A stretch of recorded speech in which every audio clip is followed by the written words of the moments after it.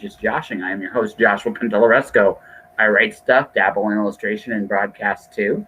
And today I have two guests coming down the pike very shortly. It'll be Bill Moss joining us in, but here is his editor-in-chief, founder. Tom Doherty. Did I get that right? You did. Congratulations. Woo! You must know. You must know somebody Irish. Yes. So when I saw that name, it reminded me of the publisher tour, because the editor-in-chief there is Tom Doherty, and I'm like, I remember that because back in the day, once upon a time, I still kind of have this dream in my head to be one of the big tour superstar authors, although it isn't quite as like Brandon Sanderson is a pretty steep, he's the standard today, so that's a hard standard to fulfill. But yeah, that all said,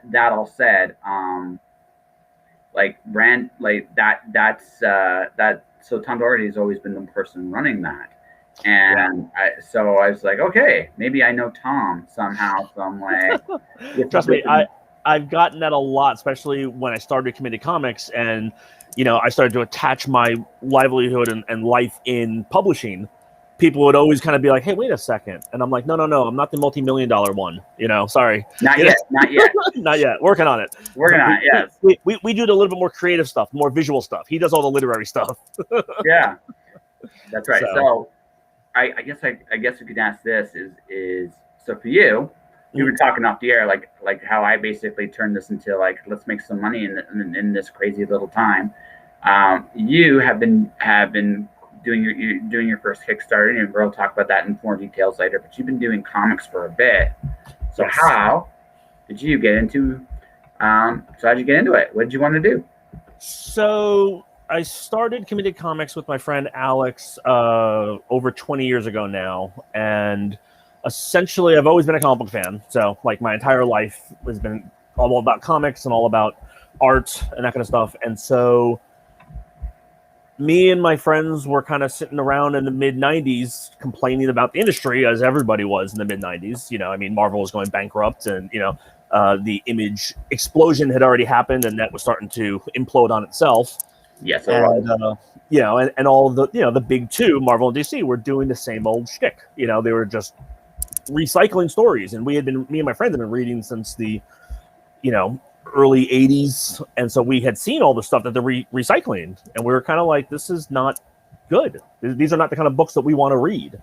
And I've been going to conventions since about 83 in New York, where I grew up, and so it just kind of made sense. I was like, well, I know a ton of artists, I know a bunch of creative people, let's just make our own comic books, because me and my friend Alex had this crazy idea, like, hey, we can do this, we know what we're doing. And it was like, oh, wow, look at that. We kind of sort of don't know, but we kind of sort of do know.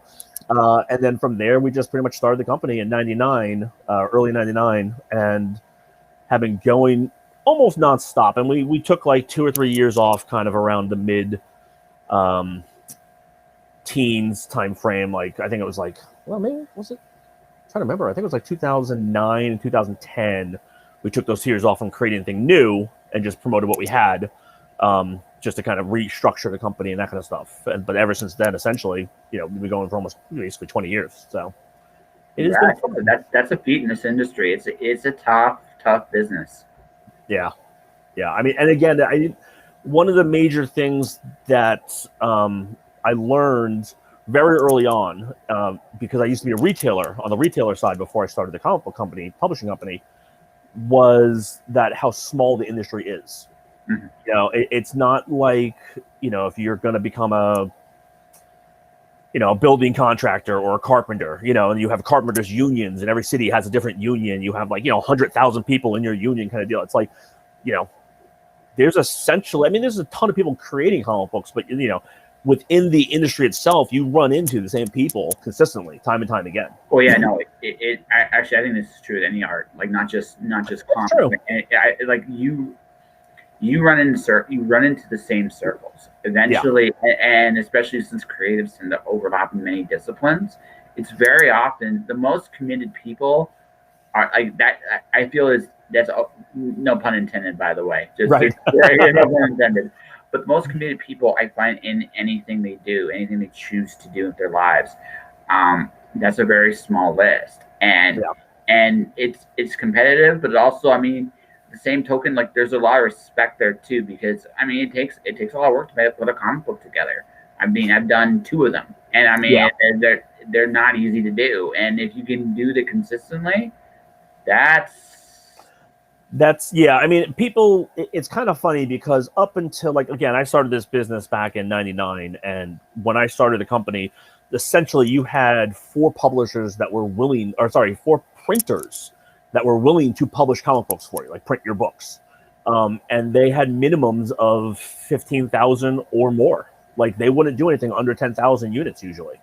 And, you know, at the time, books were selling a decent amount of units, but, you know, small press guy, you know, coming out of the gate, you know, not everyone was Teenage Mutant Ninja Turtles, you know? I mean, not everyone got lucky like that. So, I mean, it was just a tremendous amount of uphill battle. And I didn't realize, I knew about the creation of comics, again, from being a big fan and that kind of stuff, but I didn't realize the extent that it actually took until I got to the other side of that little veil. And I was like, oh, this is crazy.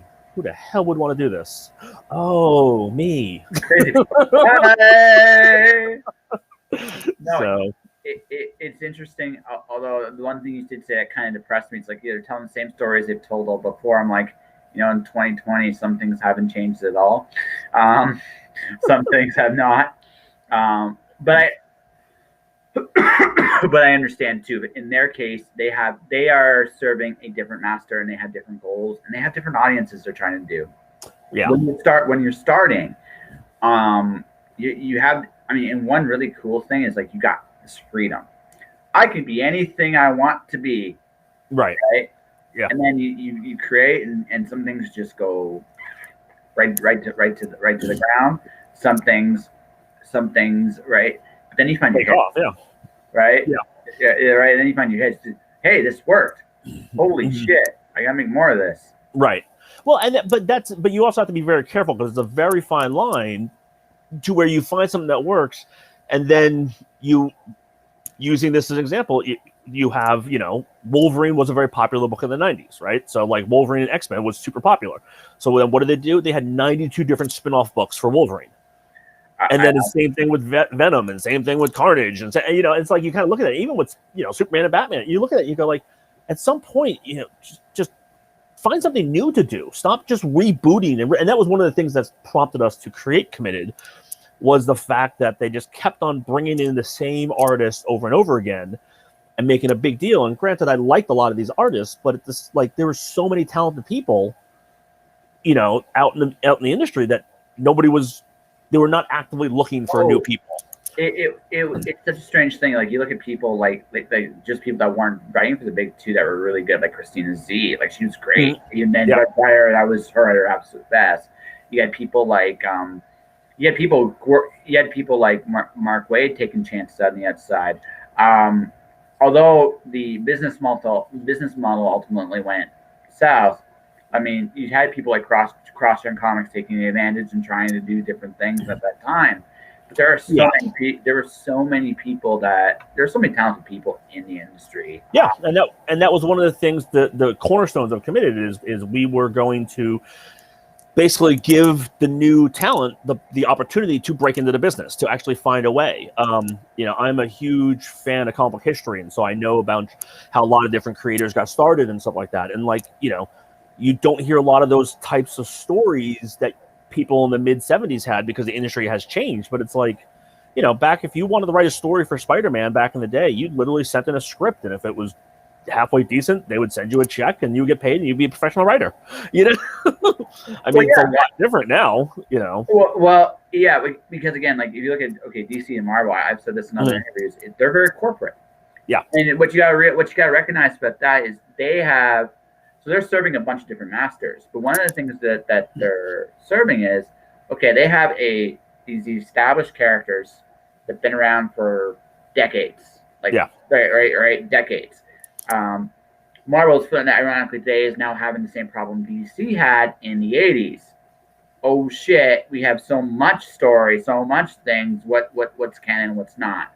Right. But that's the aside. The thing about it is they have these properties that are worth millions of dollars. Like they're not small things.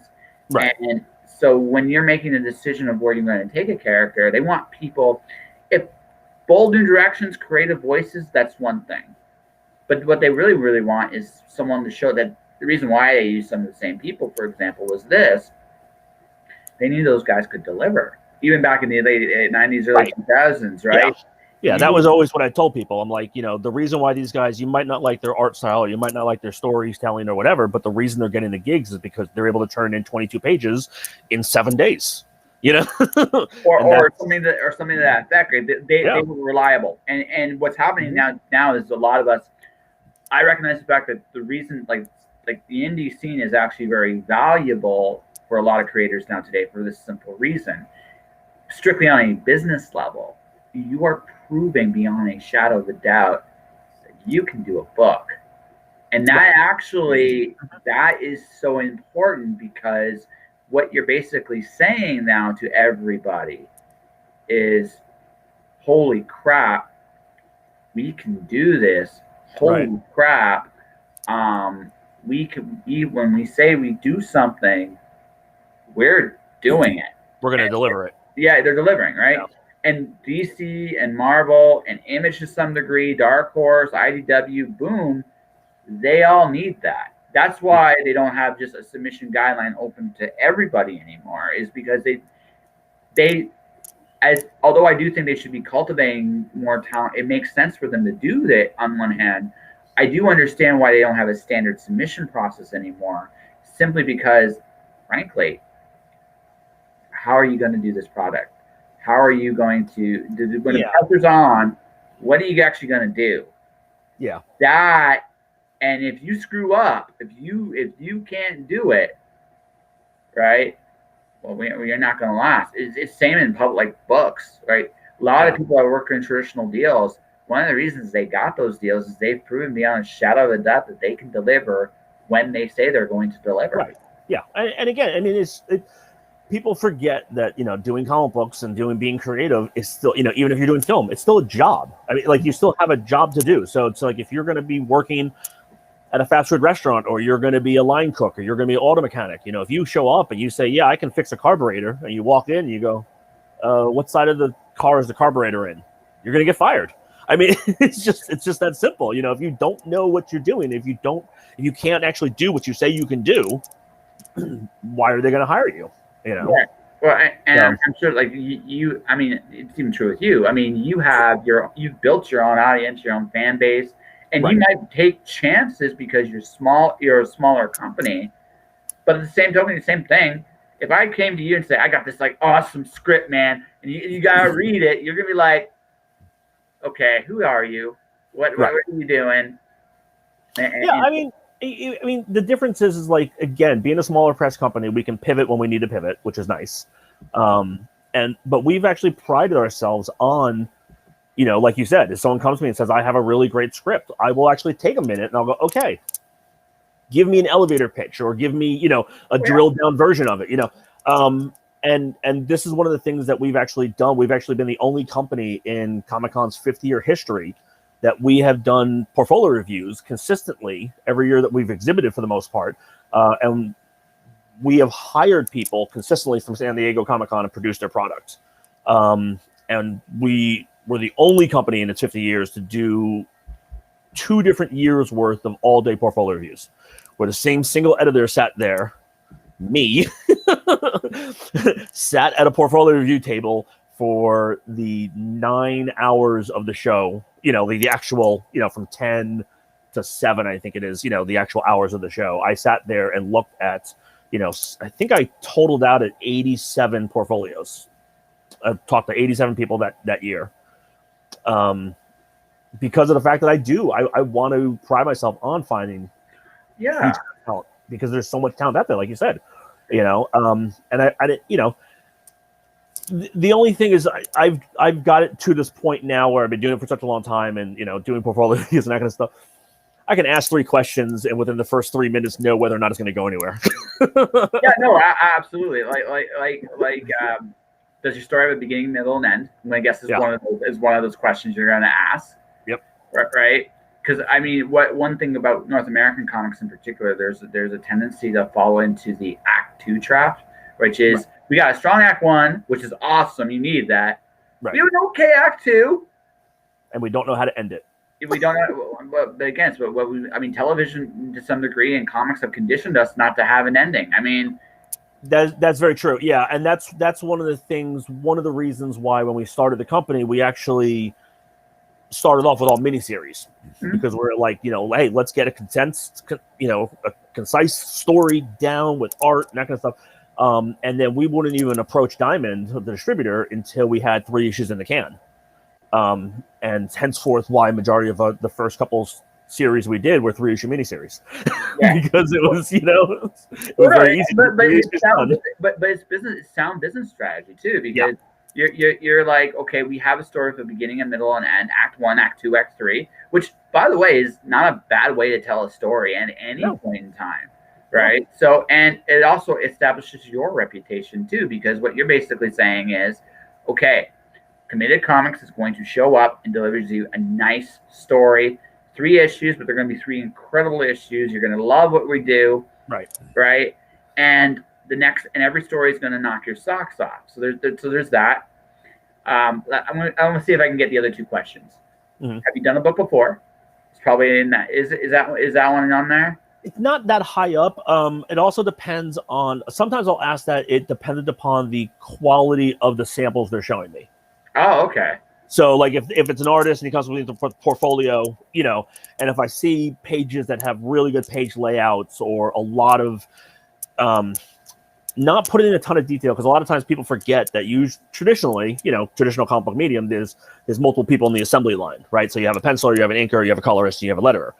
Now, with the advent of digital art and that kind of stuff, you have a lot of the penciler inkers is one person. And then, people who are doing embellishing and lettering is usually different people. But, there's times where I see pages and people just put in way too much detail on the pencils, because that's the only thing they're doing. So they get themselves locked in, just keep on drawing and keep on drawing and keep on drawing, and then they never actually pull themselves out of the spiral. Whereas, when I look at it, I go, okay, you do realize by the time the letterer comes over and puts letters all over this, you're not going to be able to see half of the small, minute details. So, it's tricky things like that. But yeah, so usually I sometimes will ask, depending upon the quality of the samples, if they have a whole lot of really decent samples, I'll be like, hey, have you done any independent books, or have I seen you work anywhere before? A lot of times if someone has done a book, they actually have that very, very early in the portfolio as a printed version, Well, yeah, because it also is far more impressive, right? Because and again, it's like you said, they've shown me they can do it. Yeah. Like that. That's again what we were talking about before. That's what we want to see. So they're usually there. So, okay. So, hi, Bill. Bill, we can do a couple different things here. Do you have a laptop? I want you to answer this here on here, so we can actually. We'll see if I can talk you into coming on here while we're doing this. It's all okay.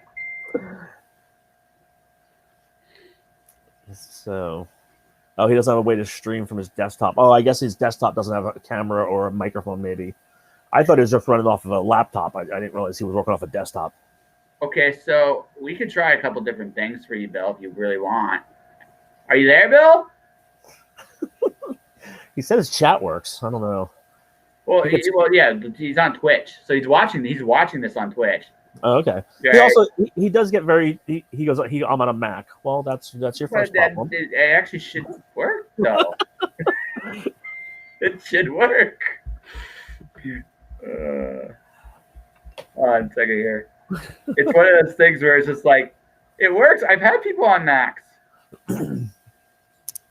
Yes. Well, that's the beauty of technology now. I listened to a radio show. That the entire radio show, it's on Sirius Radio, and everybody on there is just remote. And so, like, one of the favorite things they were talking about was how in 2020, every big celebrity that would come onto their show, they would spend first 10 minutes of the interview with technical things and trying to figure out why the Zoom wasn't working and why I could only see one person at a time, and Zoom is interesting. So for me, my experience was my very first like interview like this was in the summer last year. Mm-hmm. I interviewed an 18-year-old pop singer. Her name is Sophia. She's really talented, but we wanted to do something a little different because at the time, no one was thinking, "Oh my God, we can do something with Zoom." Right.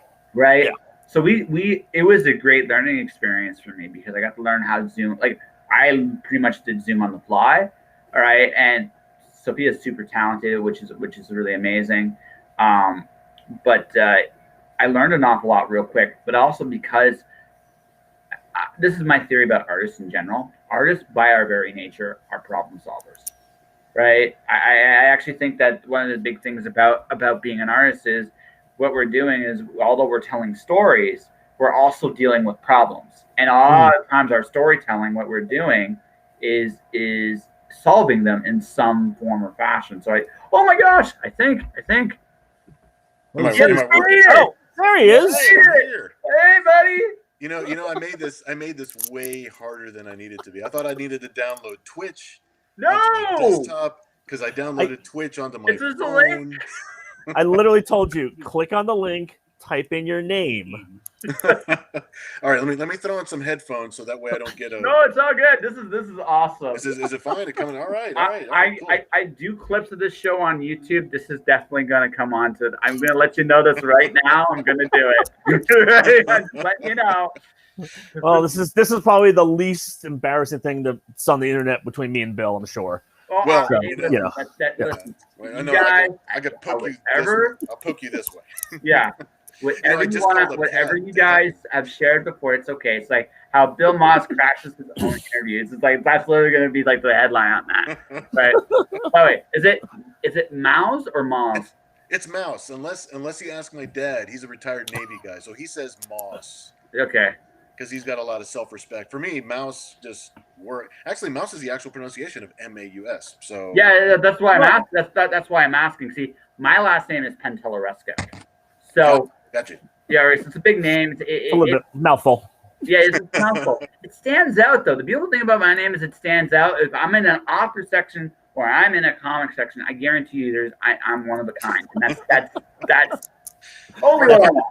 a good thing. Spiegelman told me how my name was pronounced. I've been defined. Yeah. Well, Art's a pretty smart guy, so let's be honest. No. He's a New York Times bestseller. I'll listen to him. Yeah, that's all good, man. Yeah, and also that way you can keep on saying all this stuff comes from the House of Mouse. I mean, that's original, right? Yeah. That's what we called our coloring department for a longest time. We called it House of Mouse. Yeah, and we should have spelled it H-A-U-S of right. Us. But yeah, we kept on doing that for a while. That was a running gag. I don't know how serious Disney is about coming after somebody. Yeah. Don't mess with the mouse, man. Just don't mess with the mouse. Yeah. He's got pockets, man. He's got pockets. He might say Goofy. I mean, every once in a while, maybe Goofy shows up and he's like, gosh. And then the thing is, Goofy. The thing about Goofy though is, if he ever found a way to be taken seriously, he probably would be the most frightening dude in the room, like all the way. Disney's hardcore. Actually, when I lived in San Diego, when I first started drawing comics, I heard about there was a daycare center. They had a big mural on the inside of the daycare center. It was all Disney characters. And they came in, some dudes came in, and they're just like, oh, by the way, you need to whitewash this or you need to pay us a licensing fee. Wow. Because that was their business. That was their place of business. It was right. And I was just like, geez, can you imagine if every comic shop got approached by these men in black? It's just like, you need to whitewash this or give us a nickel for every time somebody looks at it. Shocky monkey taser. Seriously. I don't know. I've been to a lot of different stores around the country. Some of them actually could use a little bit of a taser in there. Yeah. That might be helpful. Wake up some of their staff. Just a little bit. I want my stores to look like stores. That's fine. It's like, but I enjoy the laid back attitude too. It's like I coming in. Yeah. I like it when the comic book shops have space. You got cool like a back issue section. You got some cool like books. A great comic shop I really like is Another Dimension in Calgary, Alberta. They're a great shop. They have this nice space. Yeah. Right, but like the seedier, the dark. It's like this tiny like shed, and it's like piles and piles of books, like on top of piles and piles of books. Yep. It's not as romantic as advertised. It's just not. I'm sorry. Right. It all depends on what do you pull out of the piles and piles within the first 5 minutes. Because I've gone to stores where I see the piles and piles, and I'm like, ooh, and I go in there and I pull out like 4 different books that are like super hard to find, or like super rare kind of deal. And I'm like, how much? And it's like, I don't know, $1. And I'm like, yay! But then I go into stores. I'm gonna text Kat just to let her know that this shit works. She was just like, no, you need to download OBS. You need to do this. You need to do that. No. And I was just like, all right, let me see how hard I'm actually making this for myself. Because I've done a couple of live streams, and I don't want to seem like totally out of touch. But it's okay. Technologically, I'm just like, the 10 tricks that I know how to do with my computer are the only 10 tricks I know how to do with my computer. So you ask me to do something new, and I come across like, it's like. but that's why we give you a pencil, and we tell you go over there, and take the pencil and put it on the paper and draw pretty pictures. It's all right. It's all I'm qualified to do. It's not a bad thing to be gifted. I mean, I had to deal with so. I was just getting off the phone with a friend of mine, and we were talking about being uncomfortable. So I mean, for me, drawing was the uncomfortable thing. Like I was talking to Tom. I spent this whole last year being creative. I raised 2 books. I learned how to draw. I'm streaming / broadcasting now, right? I've grown, and basically I embrace the stuff that makes me uncomfortable, because I realize that that's the best way to grow. Is you just look at what you do and like, and like, I suck at this, but do I suck at this? Do I really suck at this? Yeah. And sometimes the answer is yes. Yeah. Yes, I really do suck at this. Sometimes. And sometimes the answer is you just need a little bit more work at it. That's all. That's it. And sometimes you get that, what I call the chocolate chip cookie moment, which is like this, right? Chocolate chips accidentally, once upon a time, landed in cookie dough, and that's how chocolate chip cookies were made.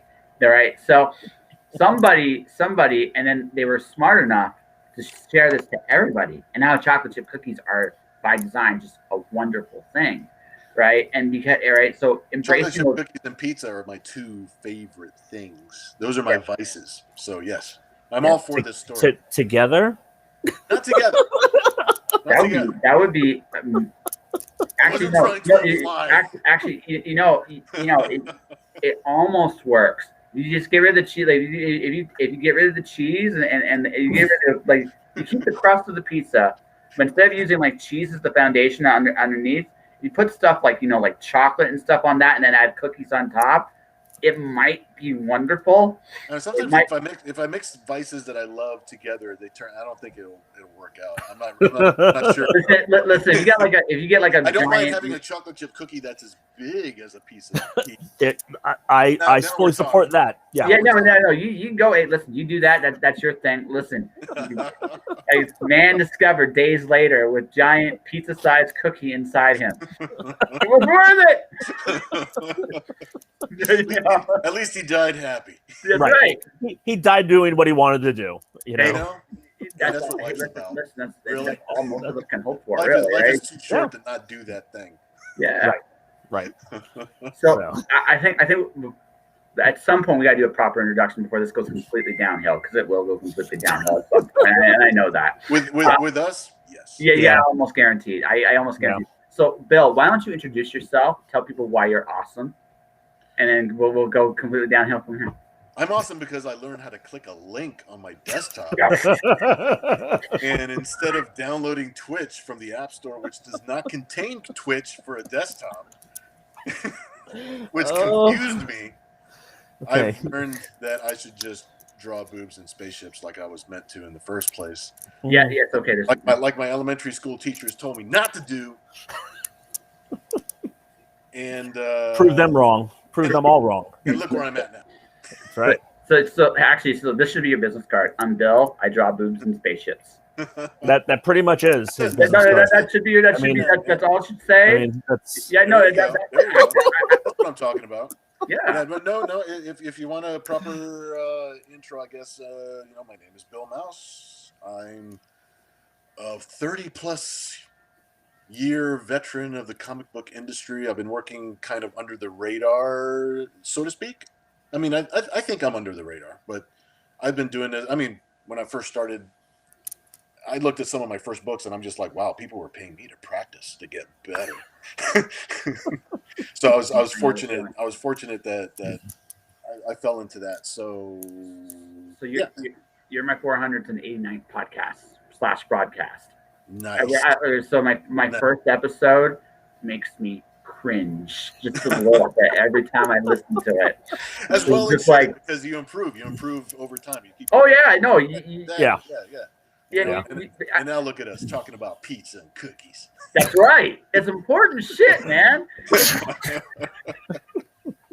That's because you didn't see us out of town. Look, I'm telling you straight up, man. Pizza and cookies. I mean, that's as good. Now we got ice cream to that. Ice cream and ice cream and booze. I think we have our food groups right there. There you go. That's essentially how you live through San Diego Comic-Con. I mean, yeah. I mean, So luckily, 30+ years doing this. The years that count, because I don't count all the years I wasn't supposed to be doing this. But from my first gig for Eclipse Comics back in 91, 92, I've been doing it since then. I did parodies for probably like 8 years, 10 years solid, doing parodies for Parody Press. And then we started Entity Comics, where we took on the Zen Intergalactic Ninja license. And I remember that stuff. That was cool. Oh, it's so fun. Oh, yeah. And we're still going. I'm still working with Steve Stern and Dan Cody and all the guys over there at First Comics doing more new Zen as we speak. So we got some things coming out later on in the year. So yeah, it's Zen, and then Near X, of course, made her first appearance in Zen number 0. When we took on the license, Steve was very generous with me and allowed me to write the book, redesign the character a bit, because it was being published by Archie at the time. It was very kind of a Captain Planet geared for kids kind of book. I wanted it to be more of something that can be on the shelf next to an Image book, as far as just action and adventure and geared for a slightly older crowd or maybe just a wider audience, not just for little kids.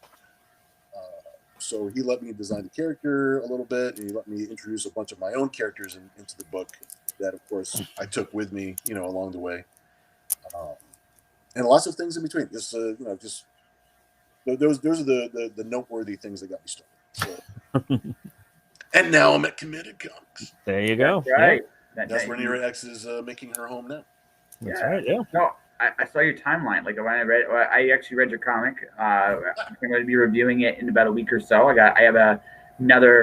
ironically have a parody comic I'm actually reviewing this week. So cool. Yeah, and no, man, you have a very good book there, man. You really do. I mean, much appreciated. The timeline's crazy, though. The timeline's absolutely crazy. Time travel. And I was writing myself into corners before it was cool to do it. Like before everybody started really pushing multiverse on everything. And as soon as you put yourself into a thing, and I removed the character to another company, so we started a whole new thing, to a new thing, to a new thing, to a new thing. And then we had the dark years that no one discusses. Exactly. So that's why one of the first pages in the Committed book is actually the timeline.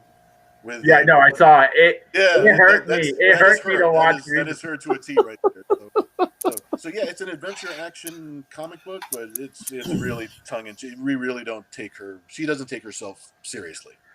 But that's actually not. That's not. Sometimes a comic can just be fun. Like that's the only thing I love. Exactly. That's the thing.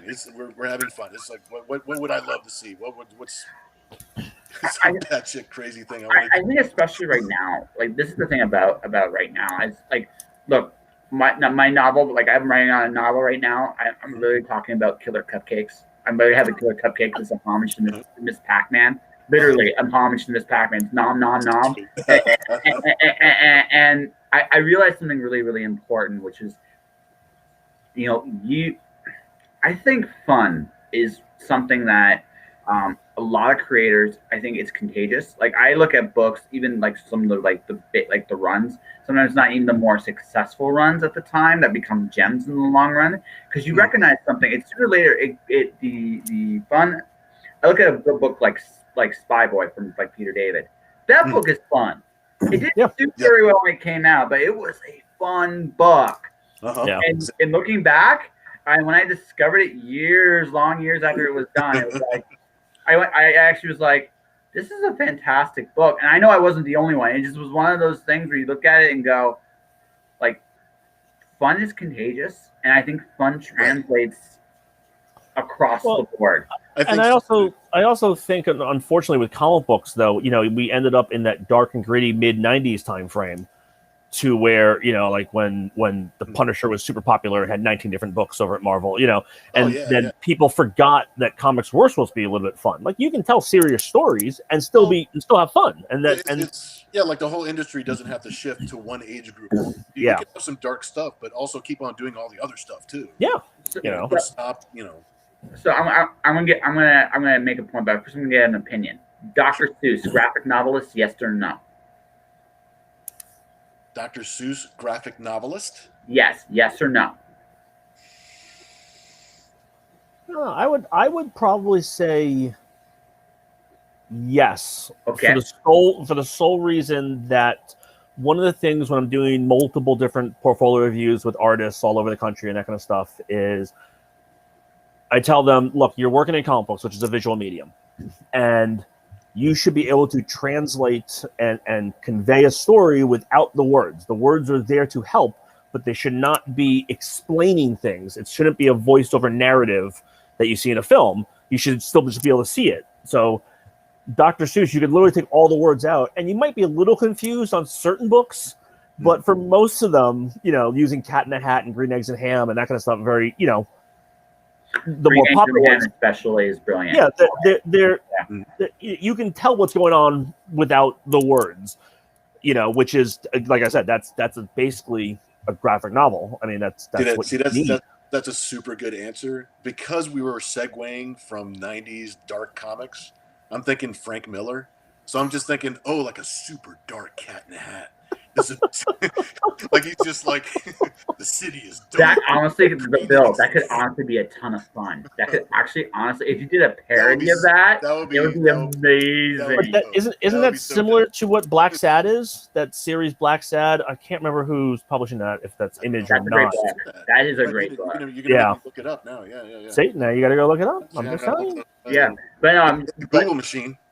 So here's the thing. The reason I brought up Seuss, other than the fact that I actually agree, he's actually on my 3 best and most influential comic book creators, believe it or not. But the thing about it is, you can tell really bring up dark things in fun places, and actually can make a story better. One of my favorite lines from Seuss is when he was dealing with death.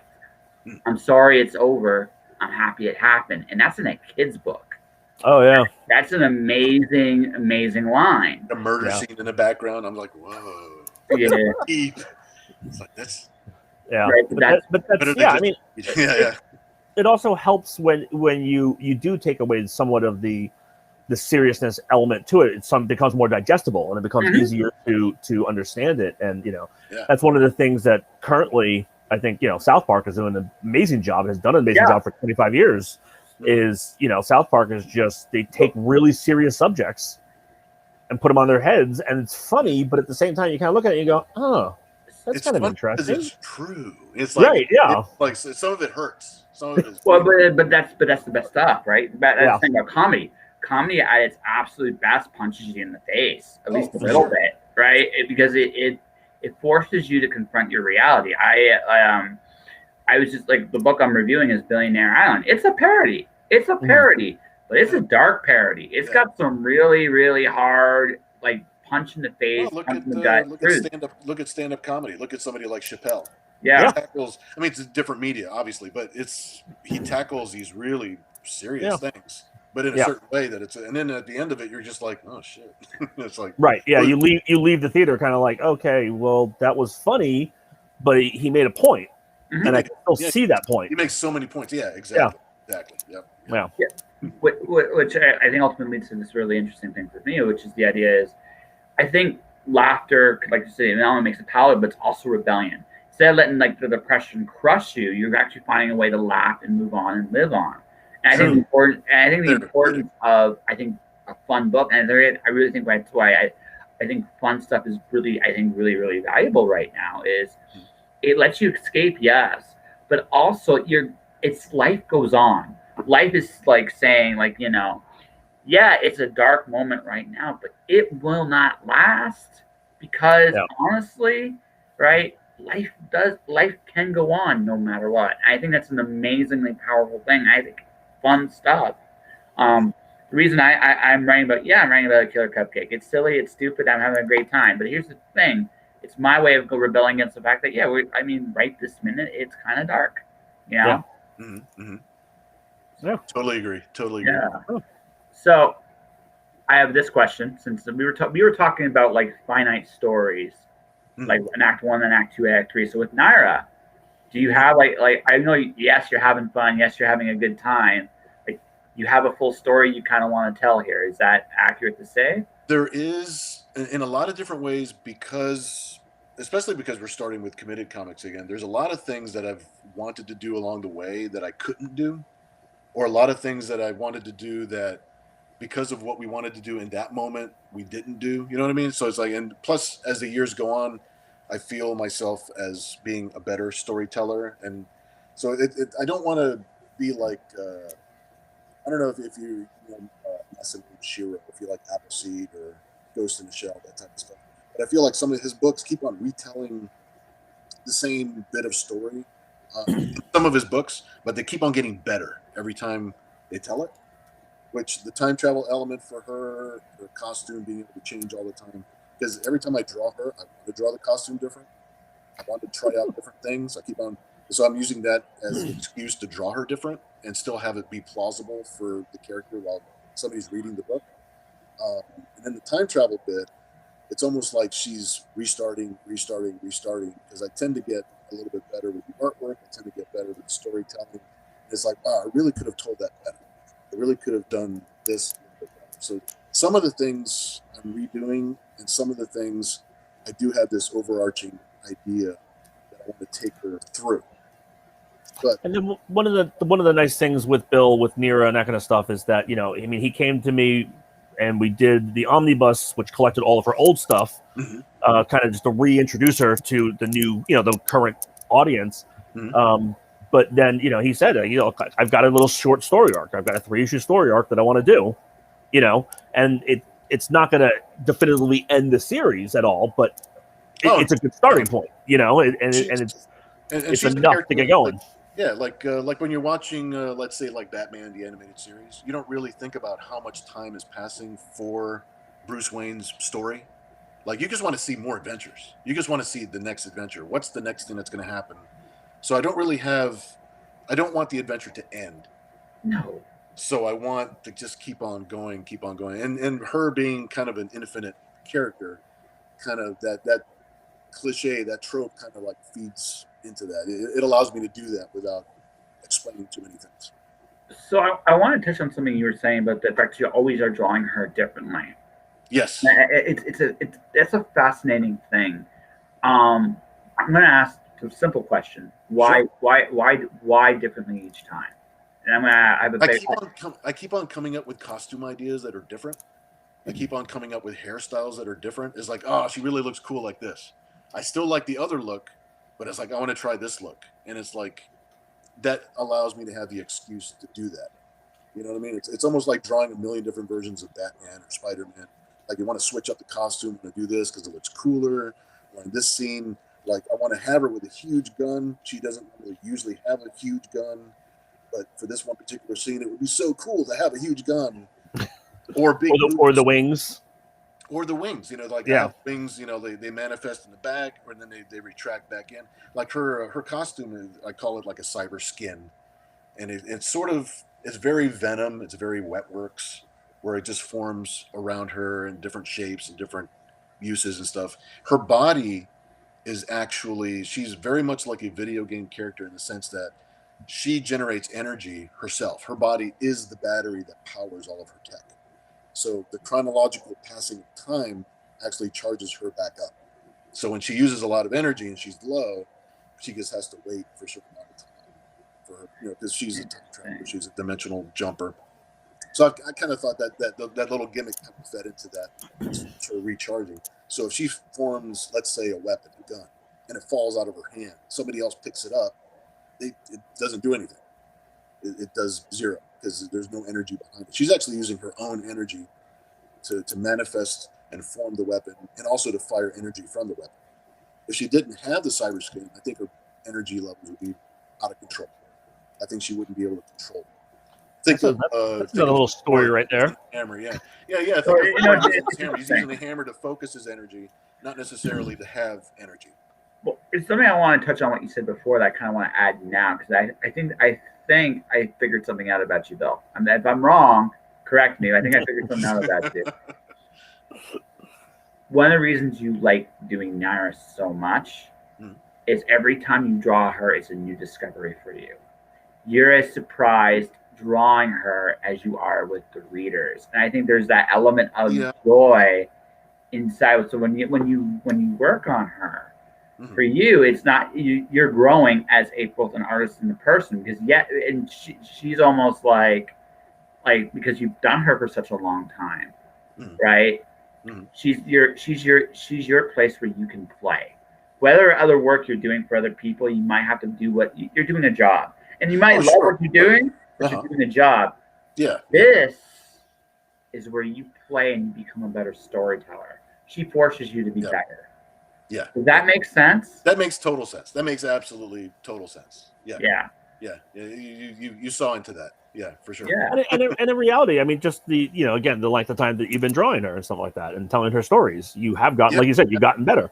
It is a time for me to actually be free and to be able. Because as I'm writing the book, or as I'm laying out the thumbnails for how the story should go, I'm sort of I play it in my head like a movie, and if I don't like the way the movie's going, I'll rewind it and I'll do it again. I'll rewind it, I'll do it again. I'll rewind it, do it again, until the movie kind of goes, oh, so what should happen? I look at the last scene that I got, and I'm like, what would happen here?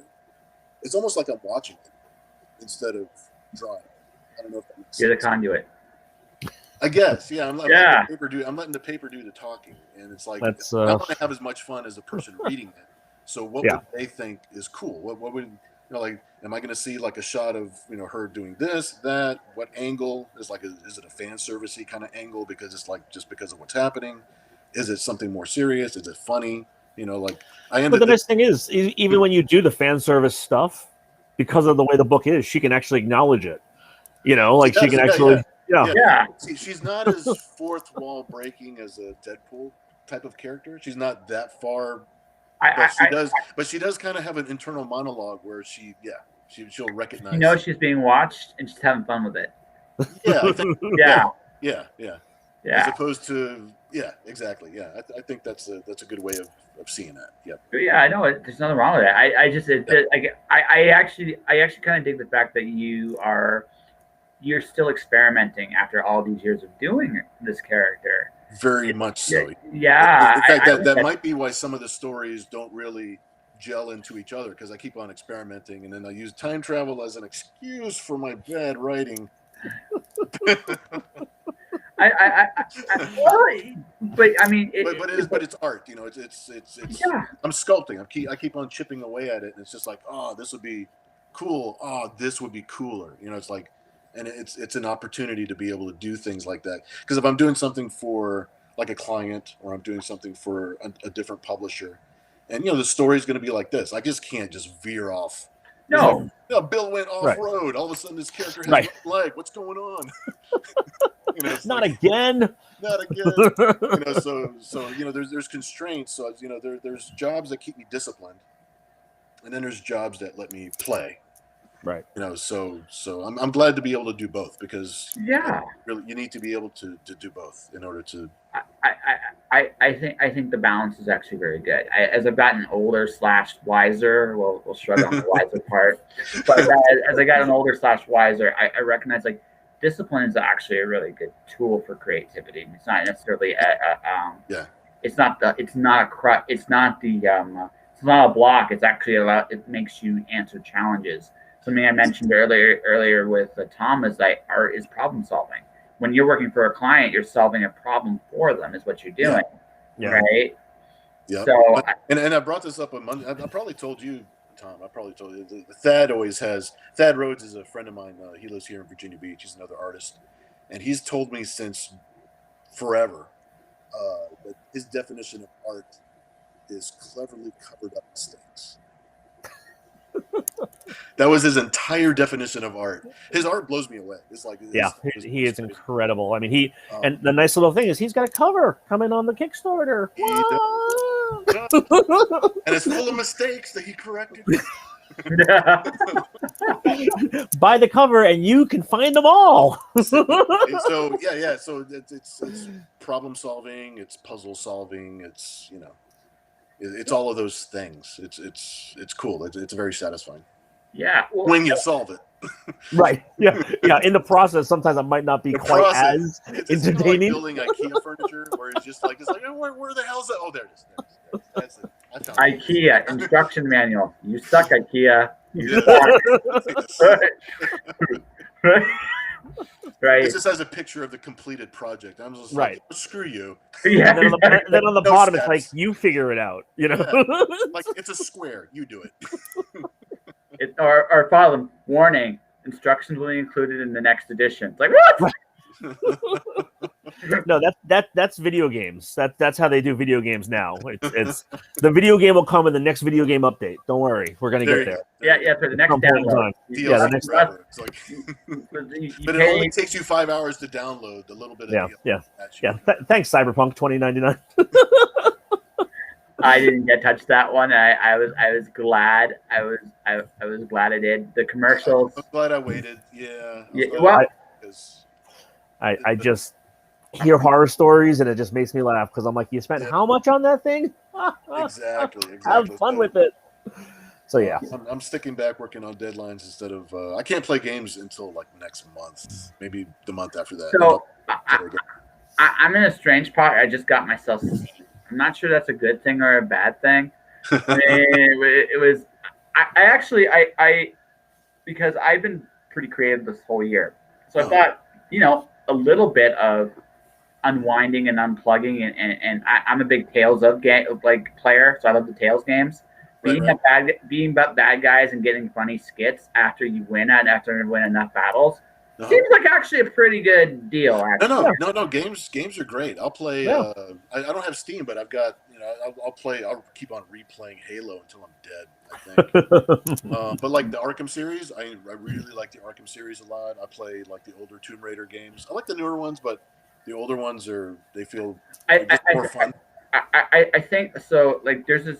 I think the pre-download area of games, I think were better complete experiences. Mm-hmm. I don't mind games that have downloads in them, but I do find that there is usually unless they are really smart about it, the downloads are usually they almost encourage you to download to get the full experience, and I hate that. I would rather get a full experience playing the game. It's like if you like this, the download will be even more amazing. They're using that cliffhanger cliche. Yeah. It's like, no, but wait, there's more. Yeah. Yeah, and at that point, it's like, nah. Listen, at this point in my life, I'm a little too old for you teasing. I don't mind being teased a little bit, but here's the point: you got to have something to you, or I'm going to trade you in for something better. Because I will. Yeah. I'm just that. I'm built that way at this point in my life. So it's like, be good or. Exactly. Yep. Yeah, that's pretty much it. Oh well, that's why Tom, tell me if I'm correct, or because Tom has got all of the logistics on the Kickstarter. But lots of logistics. As far as the miniseries is concerned, if it reaches a certain level, we can actually get issue 3 into the campaign. Or yeah. So the final one of the final stretch goals, if we hit a certain level, pretty much since it is a self-contained 3-issue miniseries, exactly. every physical tier is already getting issue 1 with issue 2 because the Kickstarter's for issue 2. Right. So if we reach a certain dollar amount, we're literally just going to produce issue 3 and send it to everybody as well. So you get the entire series all at once. The whole thing. And I haven't seen a Kickstarter yet that actually. Nope. Other than let's say Berserker, because those books are like actually. But that's different because of the fact that they had came out of the gate and they said this is a 3-volume series. Right. Or like the only other Kickstarters I've seen that have done something similar to that is we have 3 issues and we're going to combine them into a trade paperback or something like that. Like this literally is, if people like, if enough people see it, enough people get it, then you're going to get way more of it. You're going to get the whole miniseries as a complete set. Boom, like right out the gate. You're not going to wait for issue 3. You're not going to wait down the road. Yep. See, that's I like that. I like that a lot. Yeah, and I also like that my picture is kind of because I could do this. It makes me look muscular. Muscular? That's the word? Okay, muscular? Yeah, is that what we're going with? All right, that's fine. You ever did that as a little kid or something like that? I tried to do the loofah. Right. You get low on the things just so you can pop up these things. Like, oh, yeah, the rest of me is also this in shape. Yeah. Hey, round is a shape, I've been told. So I'm holding on to that forever. Okay. But yeah, so yeah, I mean that's one of the things with the Kickstarter that we wanted to do is we wanted to, again, if we get enough pledges out there and enough tiers and backers, that you pretty much get a completed thing. I haven't seen anybody else with boob mouse pads. Nope. Nobody. Nope. That's one of the tiers we got. Bill, we were talking about things that he just kind of wanted in general for Nira over time, and he's like, I've always wanted one of those mouse pads that has like the wrist guard. I'm a manga fan, so I've seen those mouse pads around for so long. Oh yeah. It's like, where do they print those? Yeah. Where do they make those? And so I did some research and I found a company and I was like, all right, well, here's a template. Let's make one. So I gotta ask this, Bill. What mangas are you a fan of? I gotta ask this because I did sense a little bit of that influence in their stuff. No, I'm very old school. What was the last thing you just said? Something stuff. Which mangas were you talking about? But the mangas that I'm a fan of are a little old school. We're talking about Appleseed. We're talking about Ghost in the Shell. You're talking about like Bubblegum Crisis. Okay, yeah. Okay, Akira. I was wondering if I would hear it like that one or if I'd hear Battle Chasers. Yeah. Okay. Star Blazers. Star Blazers. That's the one I was thinking of. Not the Joe Madureira manga. No. Yeah. But yeah. Those are Dirty Pair. Those were all ones that I was big fans of. Something like more recent would be like Expel from Paradise or Kill la Kill or they're a strange little series. That one. Yeah, that's a strange one. But like My Hero Academia. That's a great show. I'm super behind on it, but it's a great show. So for me, it's Cowboy Bebop. Oh, Cowboy Bebop's great. Yeah. Yeah, it's fantastic. Full Metal Alchemist. I like both series actually. Yeah, those are great. I thought the original one, because they didn't have the material, I thought where they went was interesting. It wasn't. Obviously, the second one's better, but it's the first one. Considering what they have, I give them respect because they really did care about the franchise. Yeah. So I like that stuff. I'm a fairy tale guy. I like the battle anime. Although I can't watch Dragon Ball Z anymore because I still remember those episodes, or I call them the steroid episodes, where they spend a half hour charging out. Like, I can't do that anymore. It's like, no, man, just like get to the story. Like, get to the story so I can enjoy the. Well, I thought like Attack on Titan. I thought that was just going to be like a 1-season kind of show. No, because of the idea, and I'm just like, they keep on going to new places with this show, and it's just like it's. I think now it's. I was going to say, I think Attack on Titan now is just about close to jumping the shark. Like it might be. Yeah, I mean, it's getting really close to kind of being like, all right, I don't need the, like it'll still be something that you want to see, but not destination anymore. It's like when I get around to it, Well, it's. I think I think it's like one of the things that we talked about earlier. Respect with it, like these, like most of these shows we're talking about had these completed arcs built into them, right? So that they're strong because their act one's great, their act two's great, their act three's amazing. So you get a nice payoff. But like I look at a show like say Sword Art Online, that's like the concept's amazing. The first arc is really good, but there's a point where you're like, well, this has got to end at some point, doesn't it? Because I mean, it's good to have some kind of map. I mean, that was the problem with. I mean, that's what most people think the problem was with Star Wars, with the sequels, because they did, Force Awakens. Okay, that was a good start. I was just like, oh, let's see what they do. They're gonna get the gang back together. It's like, Rey was a cool character. Yeah, the whole movie was essentially A New Hope over again. Yeah. Well, so was Phantom Menace. I mean, that's what Phantom Menace was too. Yeah, it was a safe way to introduce it back into the mainstream. But then they let Rian Johnson do whatever he wanted, and then they let. It's almost like they didn't have a plan for the whole arc. They just let each director. Well, no, JJ came back and did the third one, but still, they had to course change. So here's the thing. I'm really torn. I'm really torn on The Last Jedi. I'm torn. Because I actually think there were some really brilliant choices in The Last Jedi. Oh, there's nuggets of gold in all three of those movies. There's things in there that it's just like, that's... The problem I had with Last Jedi, my biggest beef with it was the fact that it was the second movie of a trilogy. And I was like, it literally ended with a closing sequence. Yeah. Like, that movie should have been the last movie in the set. And it would have been, I think it would have been received a lot differently. I think it would have been, people would have looked at it as, okay, yeah, I can get behind it. Right. I actually, this is where I think the second movie failed. And it's this. They didn't develop Rey as a character enough. I think I love some of the other, like, I think there's a couple of brilliant things. Snoke getting killed halfway through that movie was actually, I thought, a brilliant stroke, because what they did there was you knew they were heading to that scene, but it did it in a way that hadn't been done. It was interesting and unexpected. And now where do you go? And it's all still tying into it. But the thing is, Star Wars is very much the hero's journey. Well, you make Rey nobody. You've broken the hero's journey cycle. Right. You broke it. And that's okay. You want to break the cycle, cool, but you got to fill that in somehow, some way. Right. There's got to be a new path somewhere. But and it didn't happen. Now, that all said, I will kick myself for the rest of my life. This is my favorite thing about the whole movie. This is the part I really liked about it. When she first meets Luke, what, you expect me to come in and save the day with a lightsaber? And literally that's the end of the movie. And you're like, okay, you're an asshole. That was well done. I have to applaud you on that one. You know what? I didn't even make that connection. That's pretty good. Good. That's funny. There's a lot of movies. A lot of movies do this. Actually, a lot of stories do this.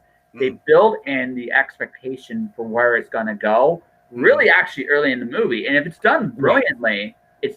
So my favorite one's The Matrix. Here's my favorite one.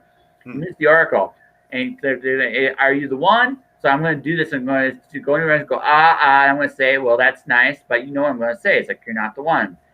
I'm sorry, kid. You have the gift, but it looks like you're waiting for something. Waiting for what? The next life, maybe. Who knows? And when you get to the end of the movie, he dies, he comes back, and now he's the one. It's like, I hate you.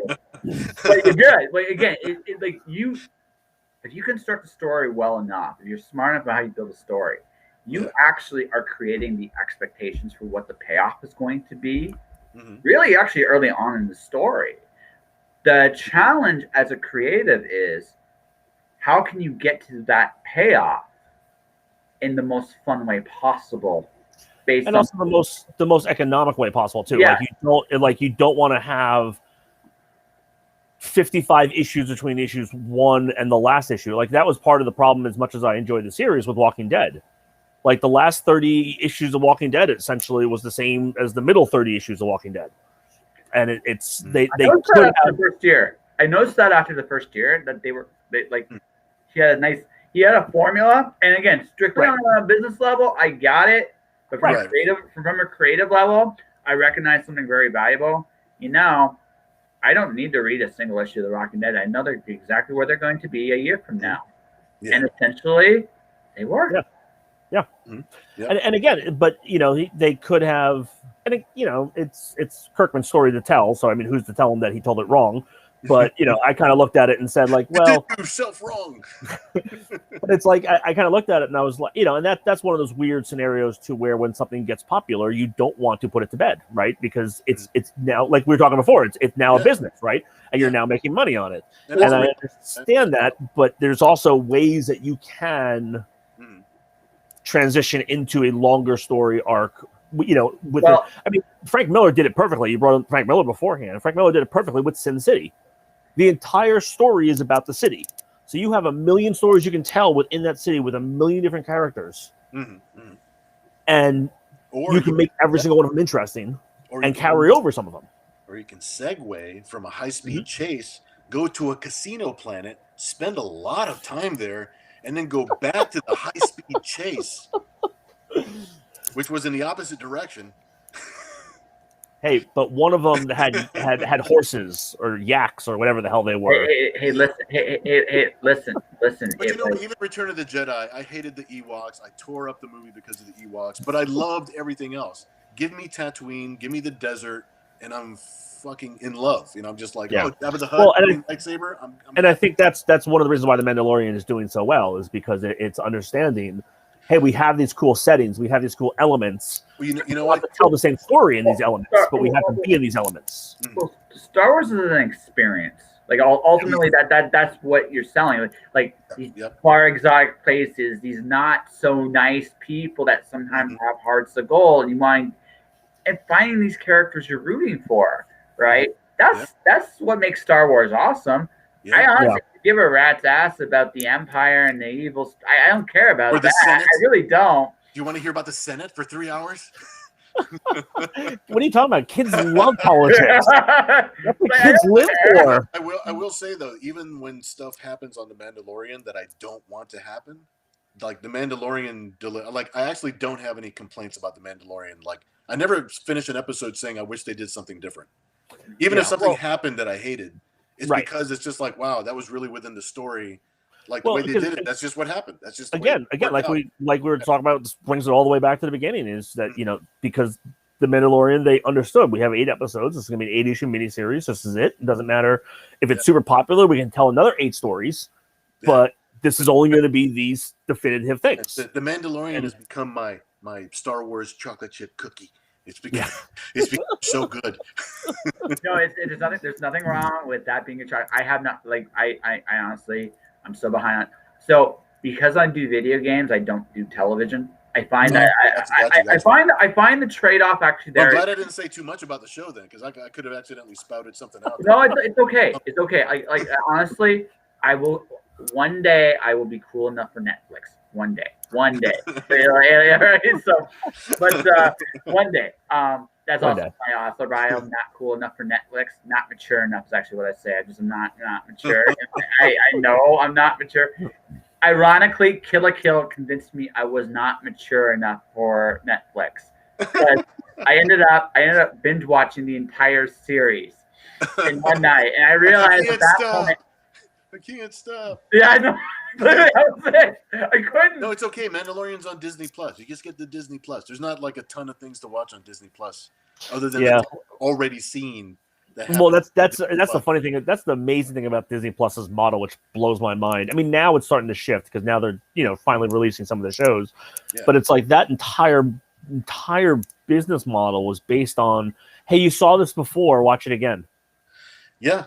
It's like everything that was on the service, other than The Mandalorian, which that's the reason I got it in the first place. I was just like, oh, I own half of these, the ones that I wanted to see in the first place, and then the other ones are ones that I wouldn't have watched anyway. Right, so, but they're on there, so you're like, well, maybe I'll leave it on in the background when you're drawing, and then next thing you know, you are watching Chitty Chitty Bang Bang. the one I really want to see is the new DuckTales series. I really want to see the new DuckTales series because I haven't actually sat down and watched like for that because I remember watching that, like the original series when it was coming out. It's the animation is actually very similar to the original series, but it has more of the harder edges that current animation has now. Yeah. For some reason, animation is living on angles, and I don't understand why. It's like if you look at the old Looney Tunes, everyone was round. If you look at all animation currently, and I think some of it has to do with some of the manga influence from overseas and stuff like that, is everything's a hard angle. Everything's a heavy blacks. I mean, everyone's now using a brush to fucking finish their drawings instead of a pen. I read that HBO is producing Batman the Animated Series sequel. Batman Beyond series. No. Not the animated right. Series. Yeah, you're right. I'm hopeful and frightened at the same time. Yeah, me too. Yeah, because it could be great or really, really bad. You don't know where they're going to go. Well, who's the showrunner? That I don't know. I don't think they've announced that. Yeah, the blurb. Yeah. Because here's the other problem. Okay, it's not Paul Dini. Right. It's not Darwin Cook. Can't be Darwin Cook, unfortunately. Right. And it's not Bruce Timm. So that's a hard act to follow. That's a really hard act to follow. Come back, or I don't know who's doing any of the voices. I'm a little bit more, I don't know. I'm a little bit more forgiving on voices, just simply for one reason. I get having a different. If you want to go for a different feel, go for a different feel. But if you're going to do this, you're going up against Paul Dini's vision of the character. If you want it to feel like an actual sequel to that series, it's got to, the style, that art. Yeah, it has to be a series. It has to be a sequel. Yeah, it has to be a sequel. So where do you who would you put in that role? Like creatively, yeesh. I know that's a tall order. If they were just doing something completely different, that'd be that's a different story. But in reality, but to actually follow it up. But in reality, they already have all the model sheets and stuff like that, right? So if it is going to be a sequel, they have the model sheets. So you just basically find something. That's the problem with Hollywood. Hollywood's going to try to shoehorn in a name. You don't need to shoehorn in a name, especially when you have something like Batman. You have your IP has a worldwide household name. You can stick in Joe Blow from at the deli if he's got a good idea. Yeah. And that's it, and it works. Remember the episode with the deli? I remember that episode. Yeah, that's right. He made that sandwich, bitch. Stand in line. You should already know what sandwich you want. That's right. Yeah, but I mean that's the way I look at it, and unfortunately, most media doesn't perceive it that way. Right. I mean, just perfect example is how they keep on. Anytime you see any of these comic book movies come out, they have to shoehorn in somebody famous into it, or turn them into someone famous, and then that was one of the things that really bugged me about all the Marvel movies is that 70% of the movies they're not wearing their costume because Chris Evans has it in his contract that he's not going to wear a helmet the entire time. Yeah. And I'm like, that's basically Chris Evans cosplaying Captain America. The business aspect of it kind of creeps in. Yeah. And I understand that, and that's why you're paying $1 billion. But it's like a perfect example, and I say this a million times over and over and over again. And maybe it's because I'm old. Who knows? You're so old. Christopher Reeves, Superman, still one of the best superhero movies ever done. Christopher Reeve had done like 3 films beforehand. Right. He was not their first choice. The studio didn't want him. Like, there's so many things that made him not the reason to go to. And they chose him, and he is now the poster boy for a successful, correct way to do a superhero movie. So, that's something that I read about about Marvel movies in general. Yeah. Before they start working on a new project, they all sit down and watch Superman the movie. Well, I read an article where that's the thing. I wouldn't be surprised. I mean, I wasn't sitting, but I thought that was an interesting little tidbit since you're bringing up Christopher Reeve. But yeah, I mean that's kind of how I look at it, and I think some of the but at the same time, I mean he the big name on that was not Christopher Reeves. The big name on that movie was Gene Hackman. Gene Hackman, yep. And Marlon Brando. Like Marlon Brando was the reason that they were the top billing. Yeah, exactly. Yeah, they were top billing. You know, I mean, Christopher Reeve, I think essentially he got. Actually, I don't even think his name was above. I think his name was below Hackman's on the posters. Oh, it was. Yeah. It totally was. You know. So you know what? But who was on the cover of Dynamite? Christopher Reeve. That's right. And Margot Kidder. I had that shit. No, it's just Christopher Reeve. He's flying in front of a green screen, blue screen back then. I'm sorry. I think so. My take on this is sometimes I don't also argue casting so much for this reason. I still remember how people looked at Heath Ledger's The Joker before they saw it. He was shit on hard. I remember the backlash. The only person shit on more than him was freaking Michael Keaton when they first announced that he was Mr. Mom's gonna be Batman. It's like, get the hell out of here. And it's like, but then you watch, everybody watched Heath. It's like, and he is an exceptional actor, and you can pull those off and stuff like that. But I mean, as much as I enjoyed Suicide Squad as a movie because it was fun and just brainless to watch, you know, you didn't need 17 stars in that movie and pay them that much money. You know, the only person that got, I think, benefited from that movie was Kidder, like Harley Quinn. She benefited from that movie quite a bit. But the rest of them, the best character development and the best actor in that movie, in my opinion, was El Diablo.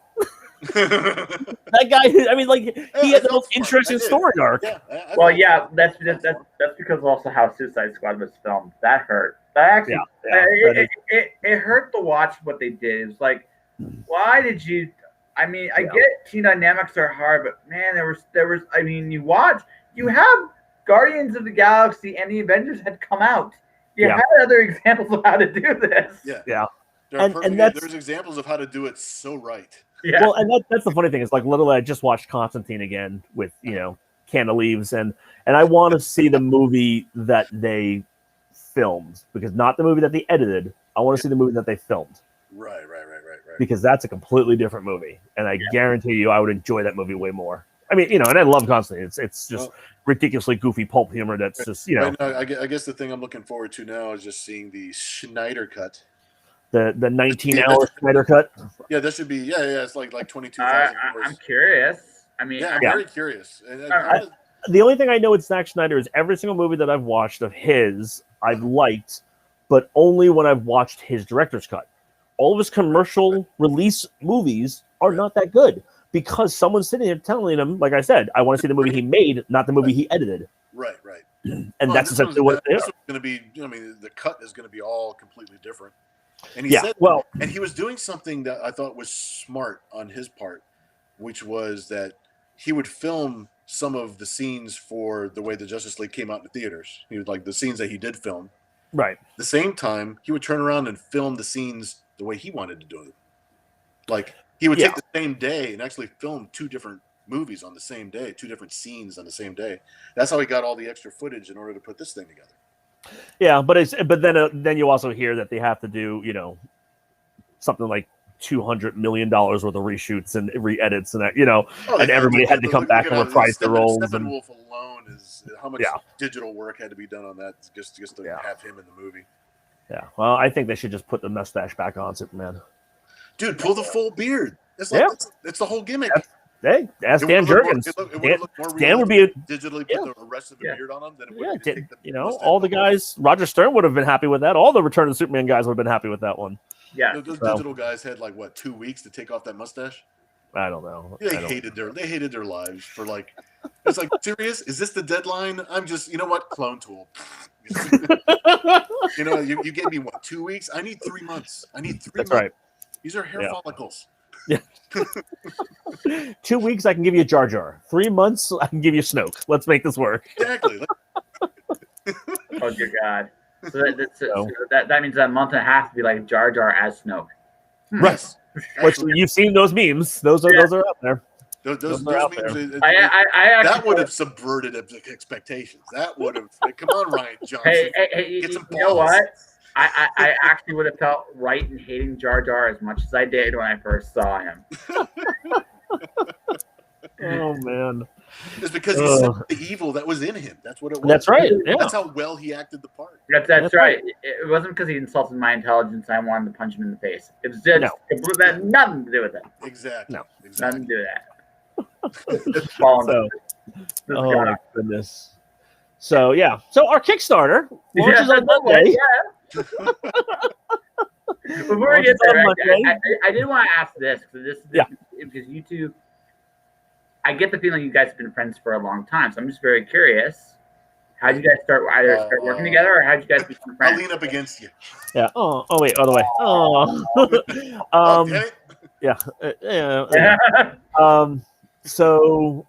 Here's the interesting and weird thing about Bill and I and that kind of stuff is that one, I was familiar with his work because again, like I said earlier, I've been collecting comic books forever and that kind of stuff. And so when he was doing the parody stuff and he was doing Zen, that was when I was buying in the mid 90s. And I was like, okay, yeah. And, I'm buying a whole bunch of independent books. And that's when I was starting to understand there was more than just Batman, Superman, and Spider-Man.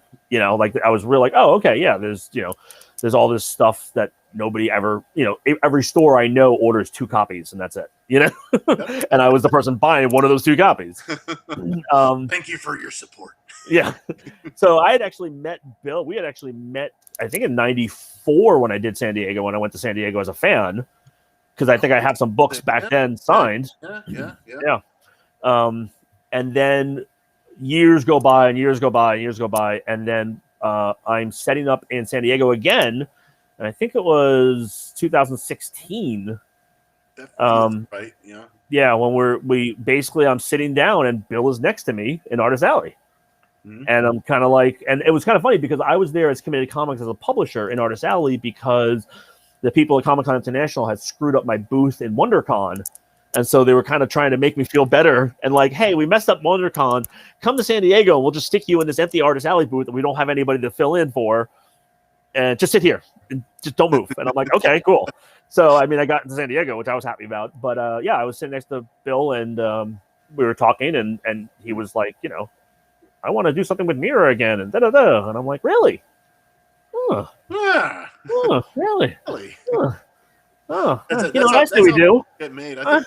I say we just... I think we actually settled that deal over a bag of Cheetos. Yes, Flaming Hot Cheetos. Flaming Hot Cheetos. Yes. It was it was a handshake, so therefore it was binding because the Flaming Hot Cheetos was everywhere. Yes, so you couldn't get away from it. Still bonded to my DNA. Right. Right. Yeah, no, that's essentially. I owned a bunch of the Nears. I owned the toys that they did from Lightning Toys. I had a whole bunch of stuff just of Bill's because again, I was a fan of comic books at that time. So when he was kind of talking about how he wants to get back to creator-owned stuff, and he hasn't been doing anything with it. And he still owns it all, and it's all his. And I'm like, well, let's do something with it. And so that kind of spun off. And then we did the Ground Zero Omnibus, which is what I just did a Vanna White on. This is the 300 plus pages. Yes. What we decided to do instead of just reprinting all the old stuff, which was cool enough, Bill came up with the idea of, hey, how about I add in like a dozen pages of new content? So therefore, we give people who have already owned these miniseries a reason to buy the graphic novel, to buy the omnibus, and 2, it's kind of a launching point for the next series whenever we get around to doing it. Yeah, the new material was a little bit in the front and a little bit in the back. So I was bookending all of the old material in the middle, so that way I have an excuse to have it there. So there's Mira's first appearance in Zen, and then the first 3 series that we did from Entity Comics, which are like her essential reading for her beginning. So it's essentially a news story where during this new piece of news story, she gets a flashback, this download of memories where she sees all of the old adventures. So that was a way of rebooting the character. But even though it's time travel, even though it's starting kind of from scratch again, all of those old adventures are still part of her continuity. They're still part of her life. So, thanks to multiverse, thanks to everybody kind of understanding what the multiverse is as kind of I know exactly what that is. Doing that for years. So that was a way of keeping it in there and being as like, all these things that happened to her, they're not erased. that was still something that's still a part of her life, And then moving forward, she starts these adventures again, and that's still a part of her. So, which it is, it's like all those things we're learning. Well, and it's like like all comic books, and it's like Marvel keeps on trying to erase Spider-Man's history to clean it up, to make it easier, and yet they consistently keep on bringing stuff back. So it's like, guys, you didn't erase anything. It's like you can kill Aunt May and bring her back, and kill her and bring her back, as if you keep on doing that, it's still there. Like toss her in the river. Yeah. So no, it's also the fact too that I think. So I mean, I'm sure with your fans, there are some runs of Mira that weren't as good as others, right? Oh, that's always good. That's always going to be the case. Right? Sure. But there's also some that but every miniseries you made is somebody's favorite. Exactly. Right. It's somebody's favorite, right? So the cool thing about acknowledging that it's all there is, even if you don't like a particular version of the story you're telling maybe right now or in the past, there's still your favorite is still there. Right. I think there's something that's really, I think that's something that's very important with comics, and continuity. Like, you don't necessarily have to keep everything in continuity. I think honestly that part is overrated. I think the part the part that matters is it's not that fans care that this is in the story or not at this moment in time. What fans care about is that their version of that character still exists somewhere and it matters. Right. Exactly. And you're not just throwing out what they have attached themselves to. You're not like erasing it completely or saying that it didn't matter. Like it wasn't right. Yeah. Because I feel the same way about characters that I like, that I read, that I play. Like, I would feel the same way. So I'm very much a fan who happens to draw books, as opposed to somebody who's trying to tell a fan how to enjoy their books. You know what I mean? So, yeah. No, like that's the thing. Like I think Superman did the best. Whatever happened to the Man of Tomorrow was the ultimate reward for anybody that didn't want to do the reboot. It's a story ending. Thank you. That was literally like and. It's right, and it sounds to me like in this particular case, you're very respectful of the fans that came before you, that came there to support you in the past, and you're looking forward to meeting new people now. Right, exactly. Right, and you guys are going to a brand new adventure. So I guess this is like is this both of your first Kickstarters, or like I've had one Nira X Kickstarter already. It was just I did a crossover with publisher Fivefinity Comics, Fivefinity Productions. They do a book called Zombies versus Cheerleaders. Okay, I know that. I know that. So we thought it would be a lot of fun. I've worked with Steve Frank for years. We have a lot of fun working on those books. So we thought it would be a good idea to do a Kickstarter crossing over. So I have Nira, going kind of undercover as a cheerleader and a lot of the horror movie tropes that you would have in a zombie kind of thing. I throw in a little science fiction, throw in a little this, little that, and that was a book. That's actually the book that I'm finishing now as we speak. I actually got sick for about a month and a half with the flu that is not COVID related. But they still have those. Yeah, the whole house. Yeah, I know. I thought they stopped having those. I thought it was just all COVID now. It's like I broke my leg, COVID. It's like. So I lost almost 2 months worth of work time because of that, because the whole house, my daughter, everybody was sick. So that's what I'm finishing right now. So I think I'm going to be uploading all of that and sending to the printer like on Wednesday or Thursday. And then right now we're gearing up for the next Kickstarter. So that's where we're at now. So this will be Nira X's second Kickstarter campaign. And I've been parts of other people's campaigns. Like I did covers for Cave Woman and for some other projects here and there. Just part of other people's campaigns with their books, their creative stuff. So that's where I'm at. Yeah, and then for Committed, this is our second Kickstarter. Unfortunately, our first one didn't fund. We did a Kickstarter, God, I think it was almost like 4 or 5 years ago. Like really when Kickstarter was almost new. And we kind of jumped on that bandwagon, and we much like when you jump on a bandwagon, we fell off of it, and it's a learning, it's a big learning curve. And even a lot to it, even from when we did our other one to this one, things are 10 times better structured and organized, and like I'm like, oh yeah, this is actually now a business, whereas beforehand, you know, it was 3 guys in their garage, you know, offering up this idea. So I mean, I'm super excited about this. Yeah. And I see that fans are running to Kickstarter because a lot of shops are gone. Obviously, there's no shows this year. You know, there's lots of reasons that people are turning to Kickstarter and like Indiegogo, like for different types of campaigns, and to find their books, find their stuff. Yeah, you go straight to the creator. It's like you're selling, instead of selling, you know, A to C. You know, you're selling straight to the consumer, straight to the collector, which is, you know, there's some silver linings that come out of this whole situation of us all being trapped in our houses.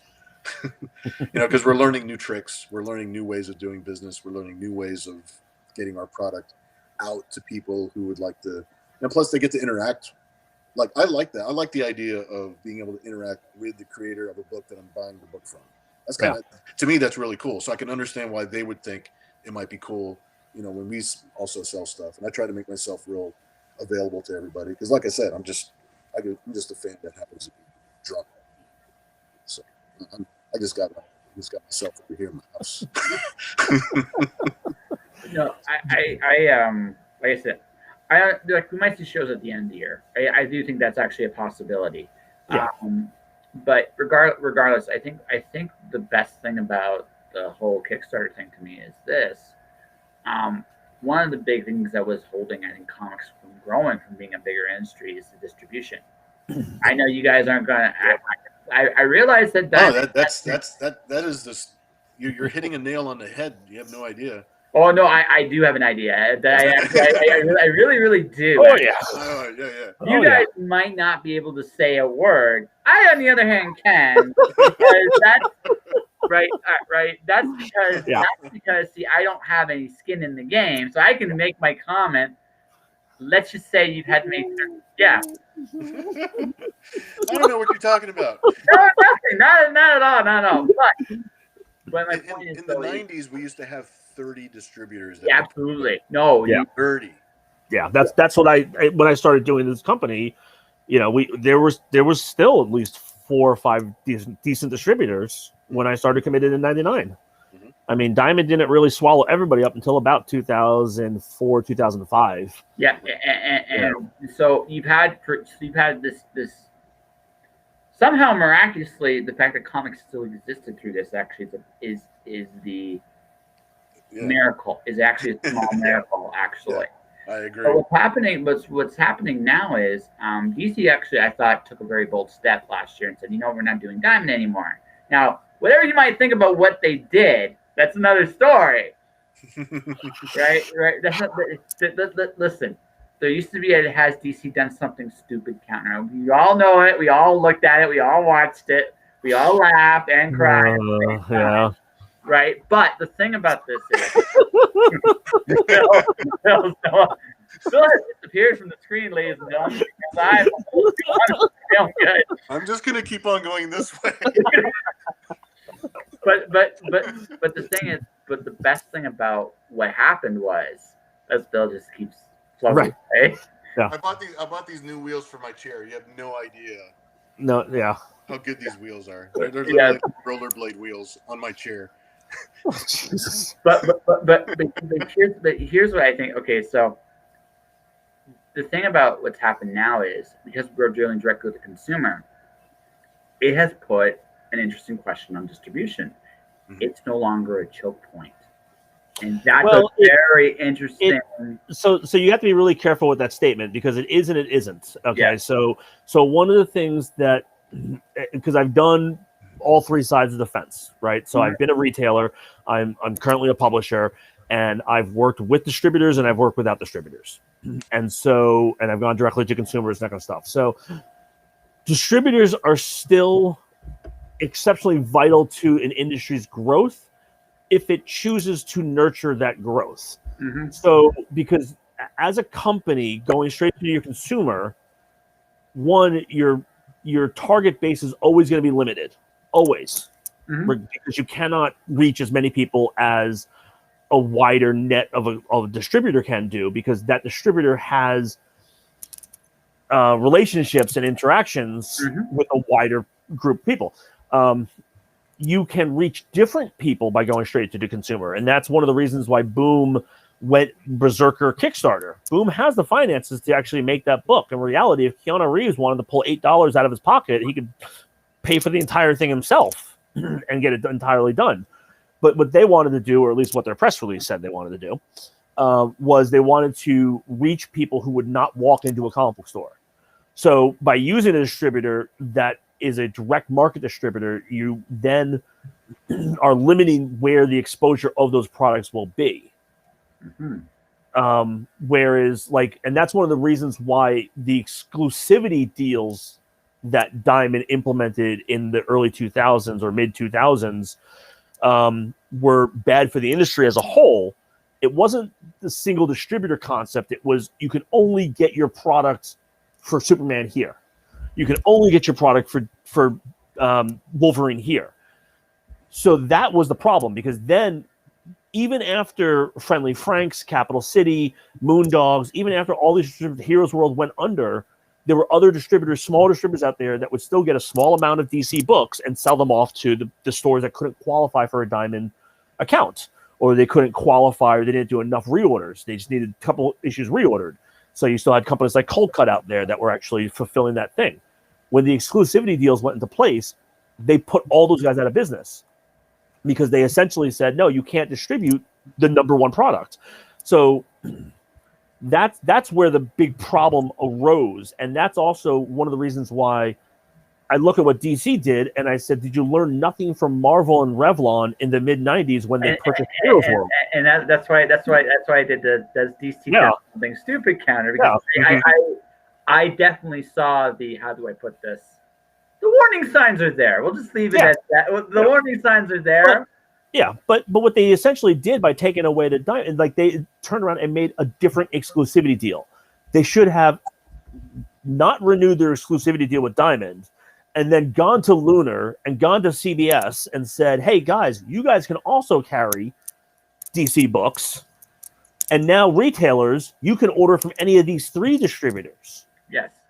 That would have been the smart play, and that would have actually helped grow the industry. Absolutely.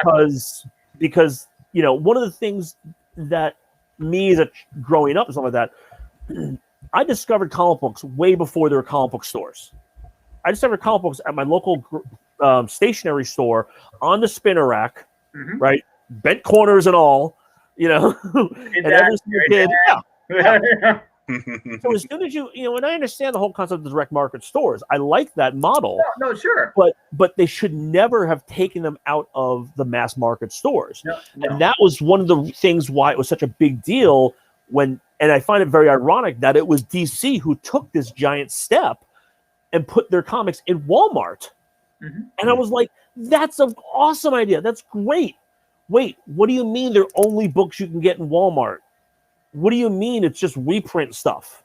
What do you mean it's you're destroying the entire purpose of doing this? This is also the same company that when Supergirl was actually a hit, did not have a Supergirl book.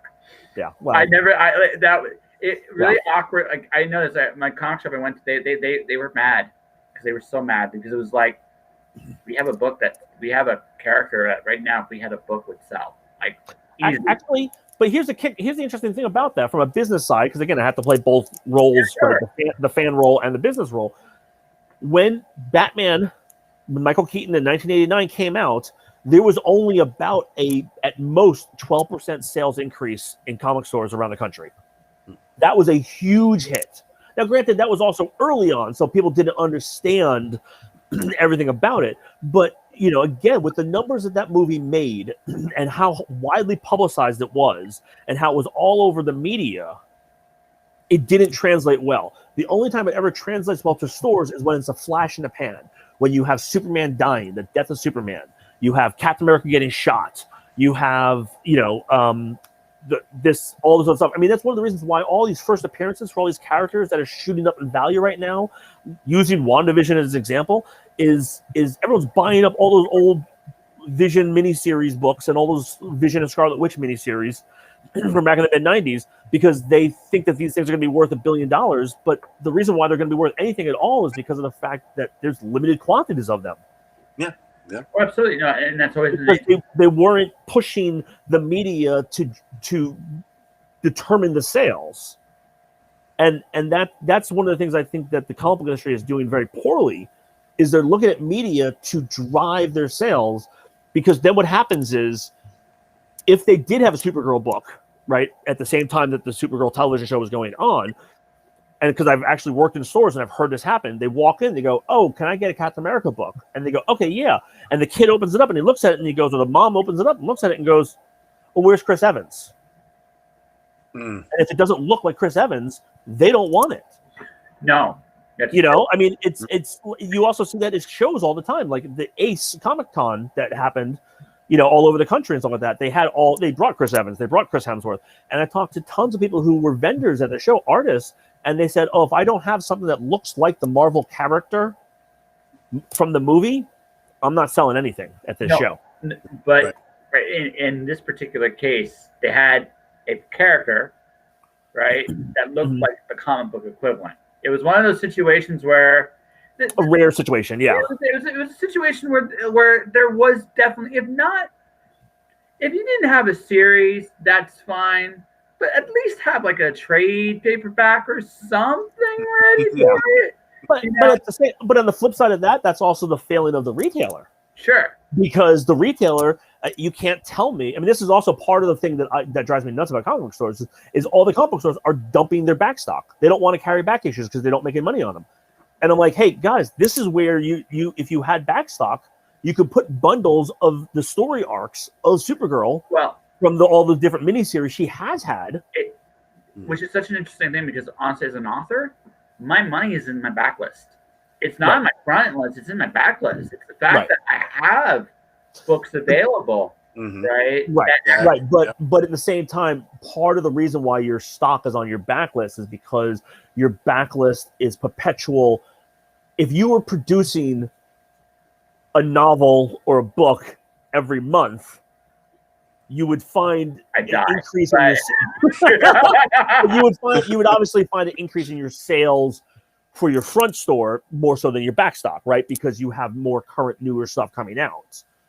There's a magic number with that. There's a magic number of books, but even with that magic number of books, what tends to happen with us is the backlist ultimately, like, I think the magic number for me, it's anywhere from 10 to 20 bucks, depending on if I hit a hit, if I do well, or even if I suck. I get to my 10th or 20th book, somewhere in between there.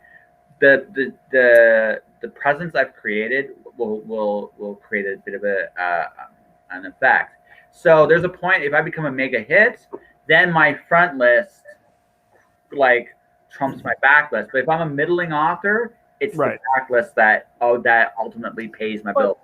But the question also you have to ask yourself is it your backlist paying your bills because, like I said, it's perpetually there, right? So if they don't know when you're releasing another book, and they happen to stumble upon a novel you have released, right? They don't know. Like if you could see in the future and see exactly what you're going to be publishing your next 5 books, right?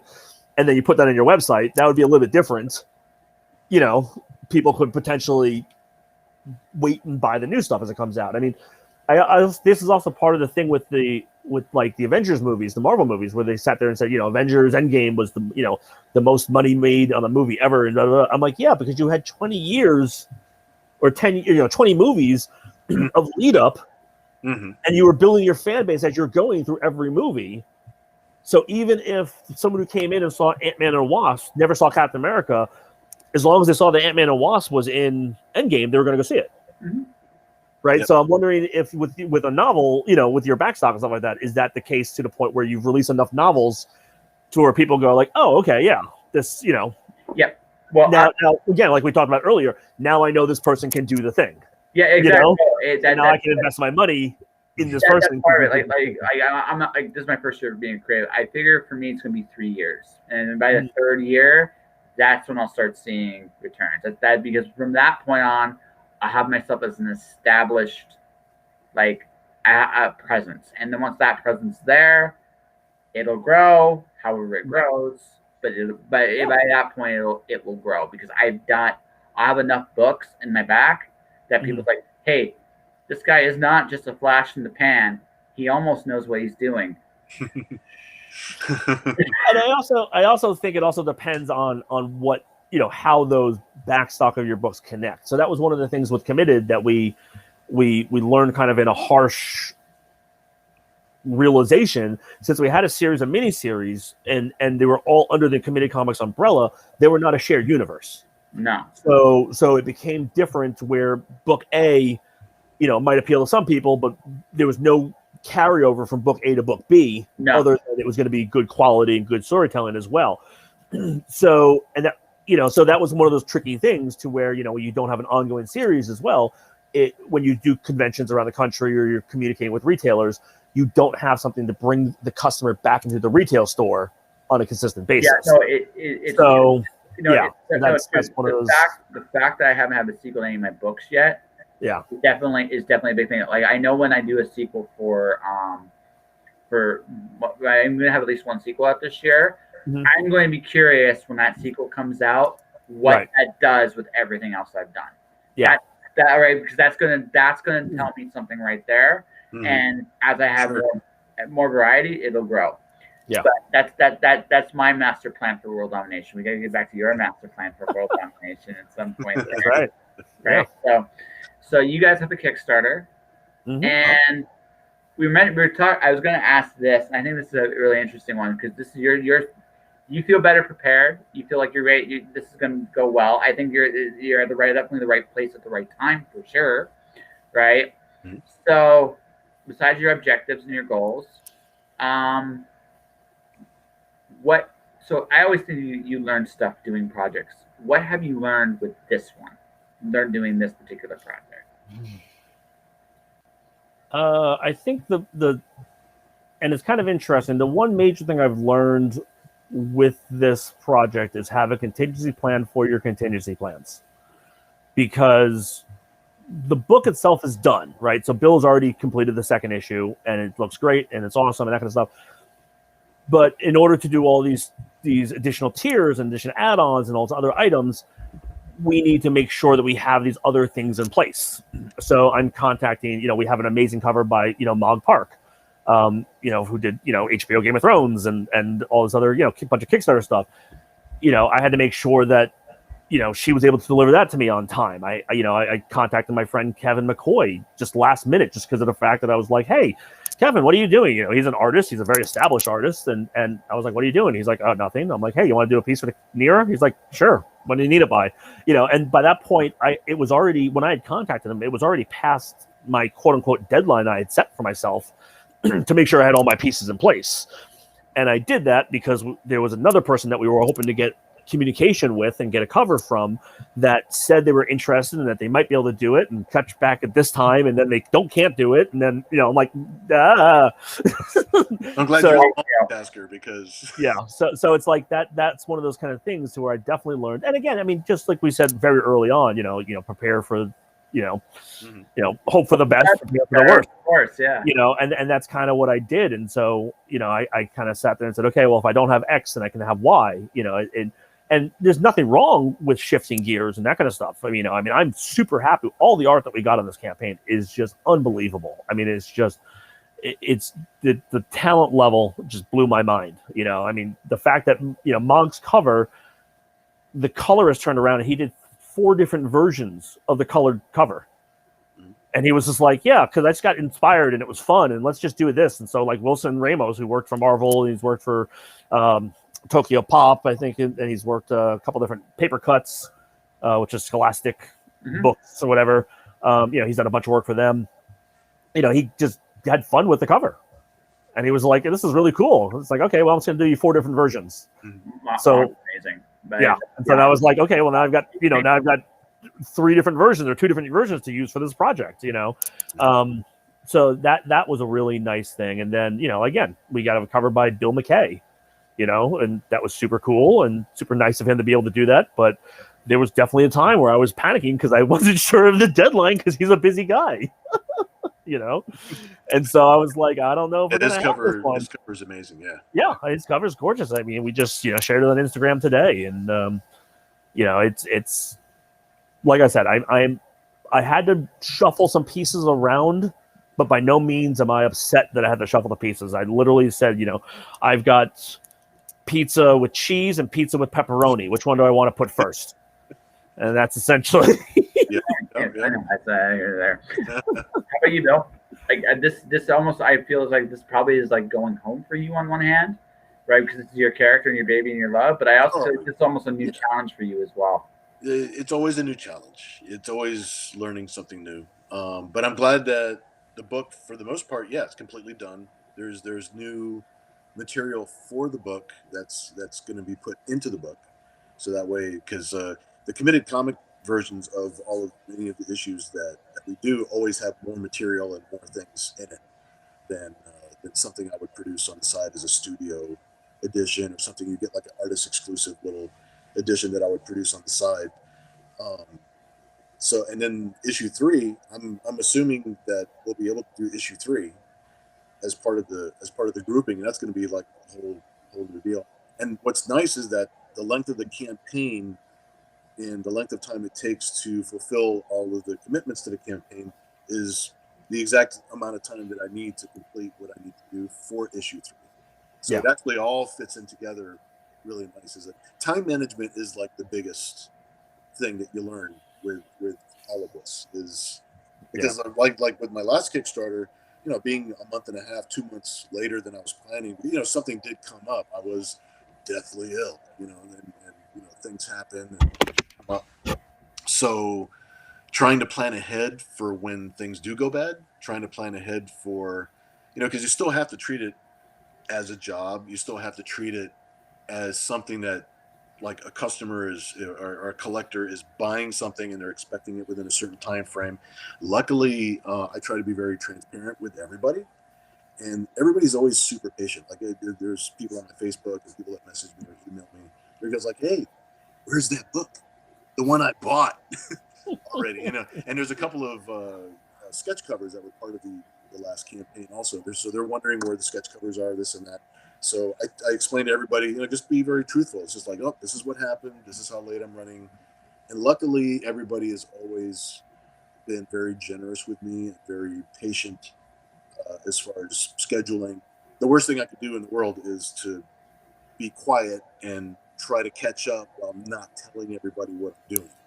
So because everybody else is like, hey, like another month went by, what's going on? So it's so important in Kickstarters. I remember backing a project, and I've told this story before. It's a weird one. Things happened. I'm sure things did happen, and they stopped saying anything about their project. Now, here's the weird part. I years later, one of my books I released last year digitally, I was looking for an artist for, and they actually offered to work for me. It was one of the weirdest. Did they make the correlation that you were a backer on the Kickstarter, or no? I don't think they ever did. Oh, that's funny. Oh, I don't think they ever did. And it was like one of those things where it was like, I did not respond to them. I would have said, yeah, I'll work with you. You just get paid upon completion. But then I'm never gonna say it. But then you can just move on to a different person, and you have them as your backup plan. So if the other person doesn't come through, and miraculously this guy on the back end comes through after a year, there you go. You're good. You have more faith than I do. No, I just also have 5 contingency plans for every contingency plan. Doing this for 20 years, trust me. Yeah, his last name is Wayne. Give him prep time. He's fine. That's right. That's right. But Bill, I'm my professional. Like, being late on Kickstarter is not an uncommon thing. Things do happen. Right. Well, this year because of COVID, everybody kind of expects something to pop up, or some, like distribution is slower, printing is slower, shipping is slower. They sort of expect things to go awry. Well, I also think with COVID, what used to be all behind the scenes and people took for granted is now on the forefront. I mean, the post office is a perfect example of that. People, they were like, "What do you mean I can't get it tomorrow? I always used to get it tomorrow." And it's like, well, no, it's everyone's shipping something now, And so I think with people seeing that and understanding, it's like, oh, okay, there is something that goes into the sausage to be made. Right. I need to pay attention to that now. Yeah. I think that's what makes people, okay, yeah, it's going to be another month. Okay, that works. You know. And again, like you said, as long as you're sane, it's going to take me another month. Yeah, and luckily people are so cool about it. Yeah. So not me. I still want my book. I don't know where my rewards are. I'm just saying. Now. Just saying. Send you a button. It's like, yeah. Well, they know that I'm doing my best and I'm working as hard as I can because I think the worst thing I could do is rush through it and give them like a horrible book. It's like, oh, I got it done on time, but it's extra shitty. It's like, that would be the worst thing. So for me, to be like, all right, this set me back by a certain amount of time, and I'm working on it. They know that I'm trying to make it worth their weight. They know that I'm trying to do things that are, try to make the book a little bit more fun, add some things here and there. It's like I try to throw in little things into the book just to make it more fun. Like Nira talks into this communicator. It looks just like the Matrix of leadership. I swear to God, it does. It's just floating. And so I'm like, there's an Easter egg. It's a parody. It's a parody now. It's a parody. Yeah, 10%. We're good. We're legally good. Oh, wait a second. That's not my project. That's Steve Frank's project. Let his lawyers take care of that. Yeah. I got my own. So I like that. I like that connection between the creative team and the actual collector is. I think it's a much stronger connection now. We actually talk. I talk a lot to people on Facebook. I talk a lot to people just through straight email or through the contact from my my website, and I like to have that contact back and forth. And people used to be really surprised. It's just like, oh, he's like, you're actually talking back and forth, and we're joking, and not even talking about the thing they're buying. Right. Yeah. I mean, actually, having a good time with it, because that's what it's all about. Yeah, that's also what happened with with everybody going digital and this digital world now, just in technology even before COVID, is that the atmosphere of a convention can be carried over through the entire shopping experience. Right. Exactly. And we're all kind of in the same boat. So maybe I'm hoping that this is something that we've all learned and will continue to do. Like when things do go back to some kind of whatever normal is going to be, from now on, that sort of thing. We actually keep these tricks in our bag as far as like, oh, we can actually do this. We can actually do this. We can actually do this. It's like all these things that we could do that we just weren't, because we didn't have to just yet, Yeah. I think the lesson from this time and going forward is there's two. There's one I've been to try to be humane to everybody, no matter what the situation is. Try to be kind. Yeah. But the second part, and I think this applies to what you're talking about here, is just there's always a way. Like it doesn't really matter. It doesn't really matter what it may not be the best. Mm-hmm. I would love a convention experience sometime this year. I hope it happens. Mm-hmm. Maybe it doesn't, but I hope it does. Mm-hmm. Right? I would love a convention experience. I'd love a rock concert. I'd love those things, but I can still talk and interact. Listen, we've said some horrible things about the comic book industry tonight. And covered a little bit of education, and I've gotten a great education. I got to actually have a real fun conversation with Tom even prior to you. I got to watch you jump into the conversation, and this sounds silly, but I mean we're still bonding, we're still connecting. And that is a very important thing. And that's actually the reason. I think that the real the spinal cord of this whole thing is the fact that we have an excuse to interact with each other and do something fun that we all enjoy. It's just that as adults, we have to learn how to monetize it in order to keep on eating food and paying rent at the same time. Right. But this is an excuse for us to do things that and to talk about topics and subjects that we all like talk about together. This is about bonding, about doing fun things with each other. Yeah. The book is like the vehicle to do that. It's like when you go to the field, you're going to play with kids. When you're a little kid, it's like, no, who brought the ball? Right. That's it. And this is kind of like maybe an extension, something like that. Which is really cool. Makes it important. All right, so it's the Kickstarter. When's it going up? It is going live Monday, January 25th. 10 a.m. The day before my birthday. So I'm trying to shame everybody or sucker everybody into joining in because it's my birthday. Hey, why not? It's like, you don't have to send me a card. This is better than cake. It's just it's, I mean, in fact they're getting the gifts on your birthday. So how can you go wrong? And they're making it possible for me to make the gift. It's like by donating a little bit of rent money. A little So hopefully, So January 25th, it'll January go 25th. So January 25th. Help Bill Moss get money so you can make the giant chocolate cookie of his dreams. Please. Yes, please. But also, your Kickstarter's live. So I think we've had a great interview here. I don't know what you guys think. I've had a great time. It was really cool talking with you. Yeah. So I guess here's how we'll do this. We'll have Tom go first, talk about his company, what he's doing, and the books he's talking about, and how people can find Tom. And then we'll close out with Bill talking about his Kickstarter and why it's awesome and possibly made of cheese, possibly. And then I'll wrap up the show. So with Committed Comics, we are we're on all the social media, and we have an actual website, which seems to be going the way of the dodo nowadays. But it's Committed, COMMITTED, Comics, COMICS, 2 M's, 2 T's, .com is the website. You can get all of our social media there. We essentially, I don't know. I mean, it's just, I'm hoping cons come back.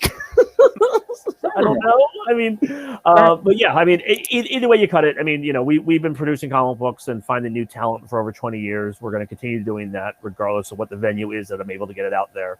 Right after we wrap up, the Near X Kickstarter that launches on Monday is, I've got a couple other projects already in the works. I'm doing a reprint on another one of our books and changing the format and making a trade out of it. So we're on Instagram. What is my Instagram? I don't even know anymore. I'm just so confused with all this stuff. It's just, so it's Committed EIC, which is like editor-in-chief. So it's Committed EIC on Instagram. It is Committed Comics on Twitter. I don't really use Twitter all that much just because it's turned into a cesspool of hate and unhappiness. And so people can definitely reach out, and they can not only find out Nier's new adventures and cool stuff, but they can also find all the rest of our comics and 20 plus years of publishing. It's a long time. I don't know why I'm still doing it. No, it's drugs. All drugs. It's for them damn chocolate chip cookies, I tell you. Yes. I know. They're not cheap. Damn. All right, and Bill. All right, well, I am most active on my Facebook page, which you could find at Bill Moss or bill.moss. You could find Bill Moss Art also on Facebook, and you'll find a link or whatever that reaches over. But you can find all my links on my webpage, which is Bill Moss Art, one word, at studio.com.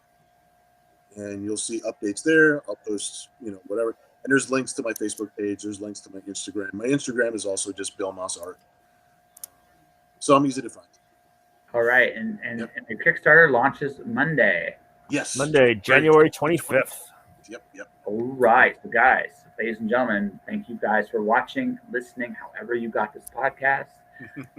If you want to support this podcast, you can click the follow button on my Twitch, twitch.tv/JustJoshuaPodcast. I'm on YouTube as well, Joshua Pantolaresco.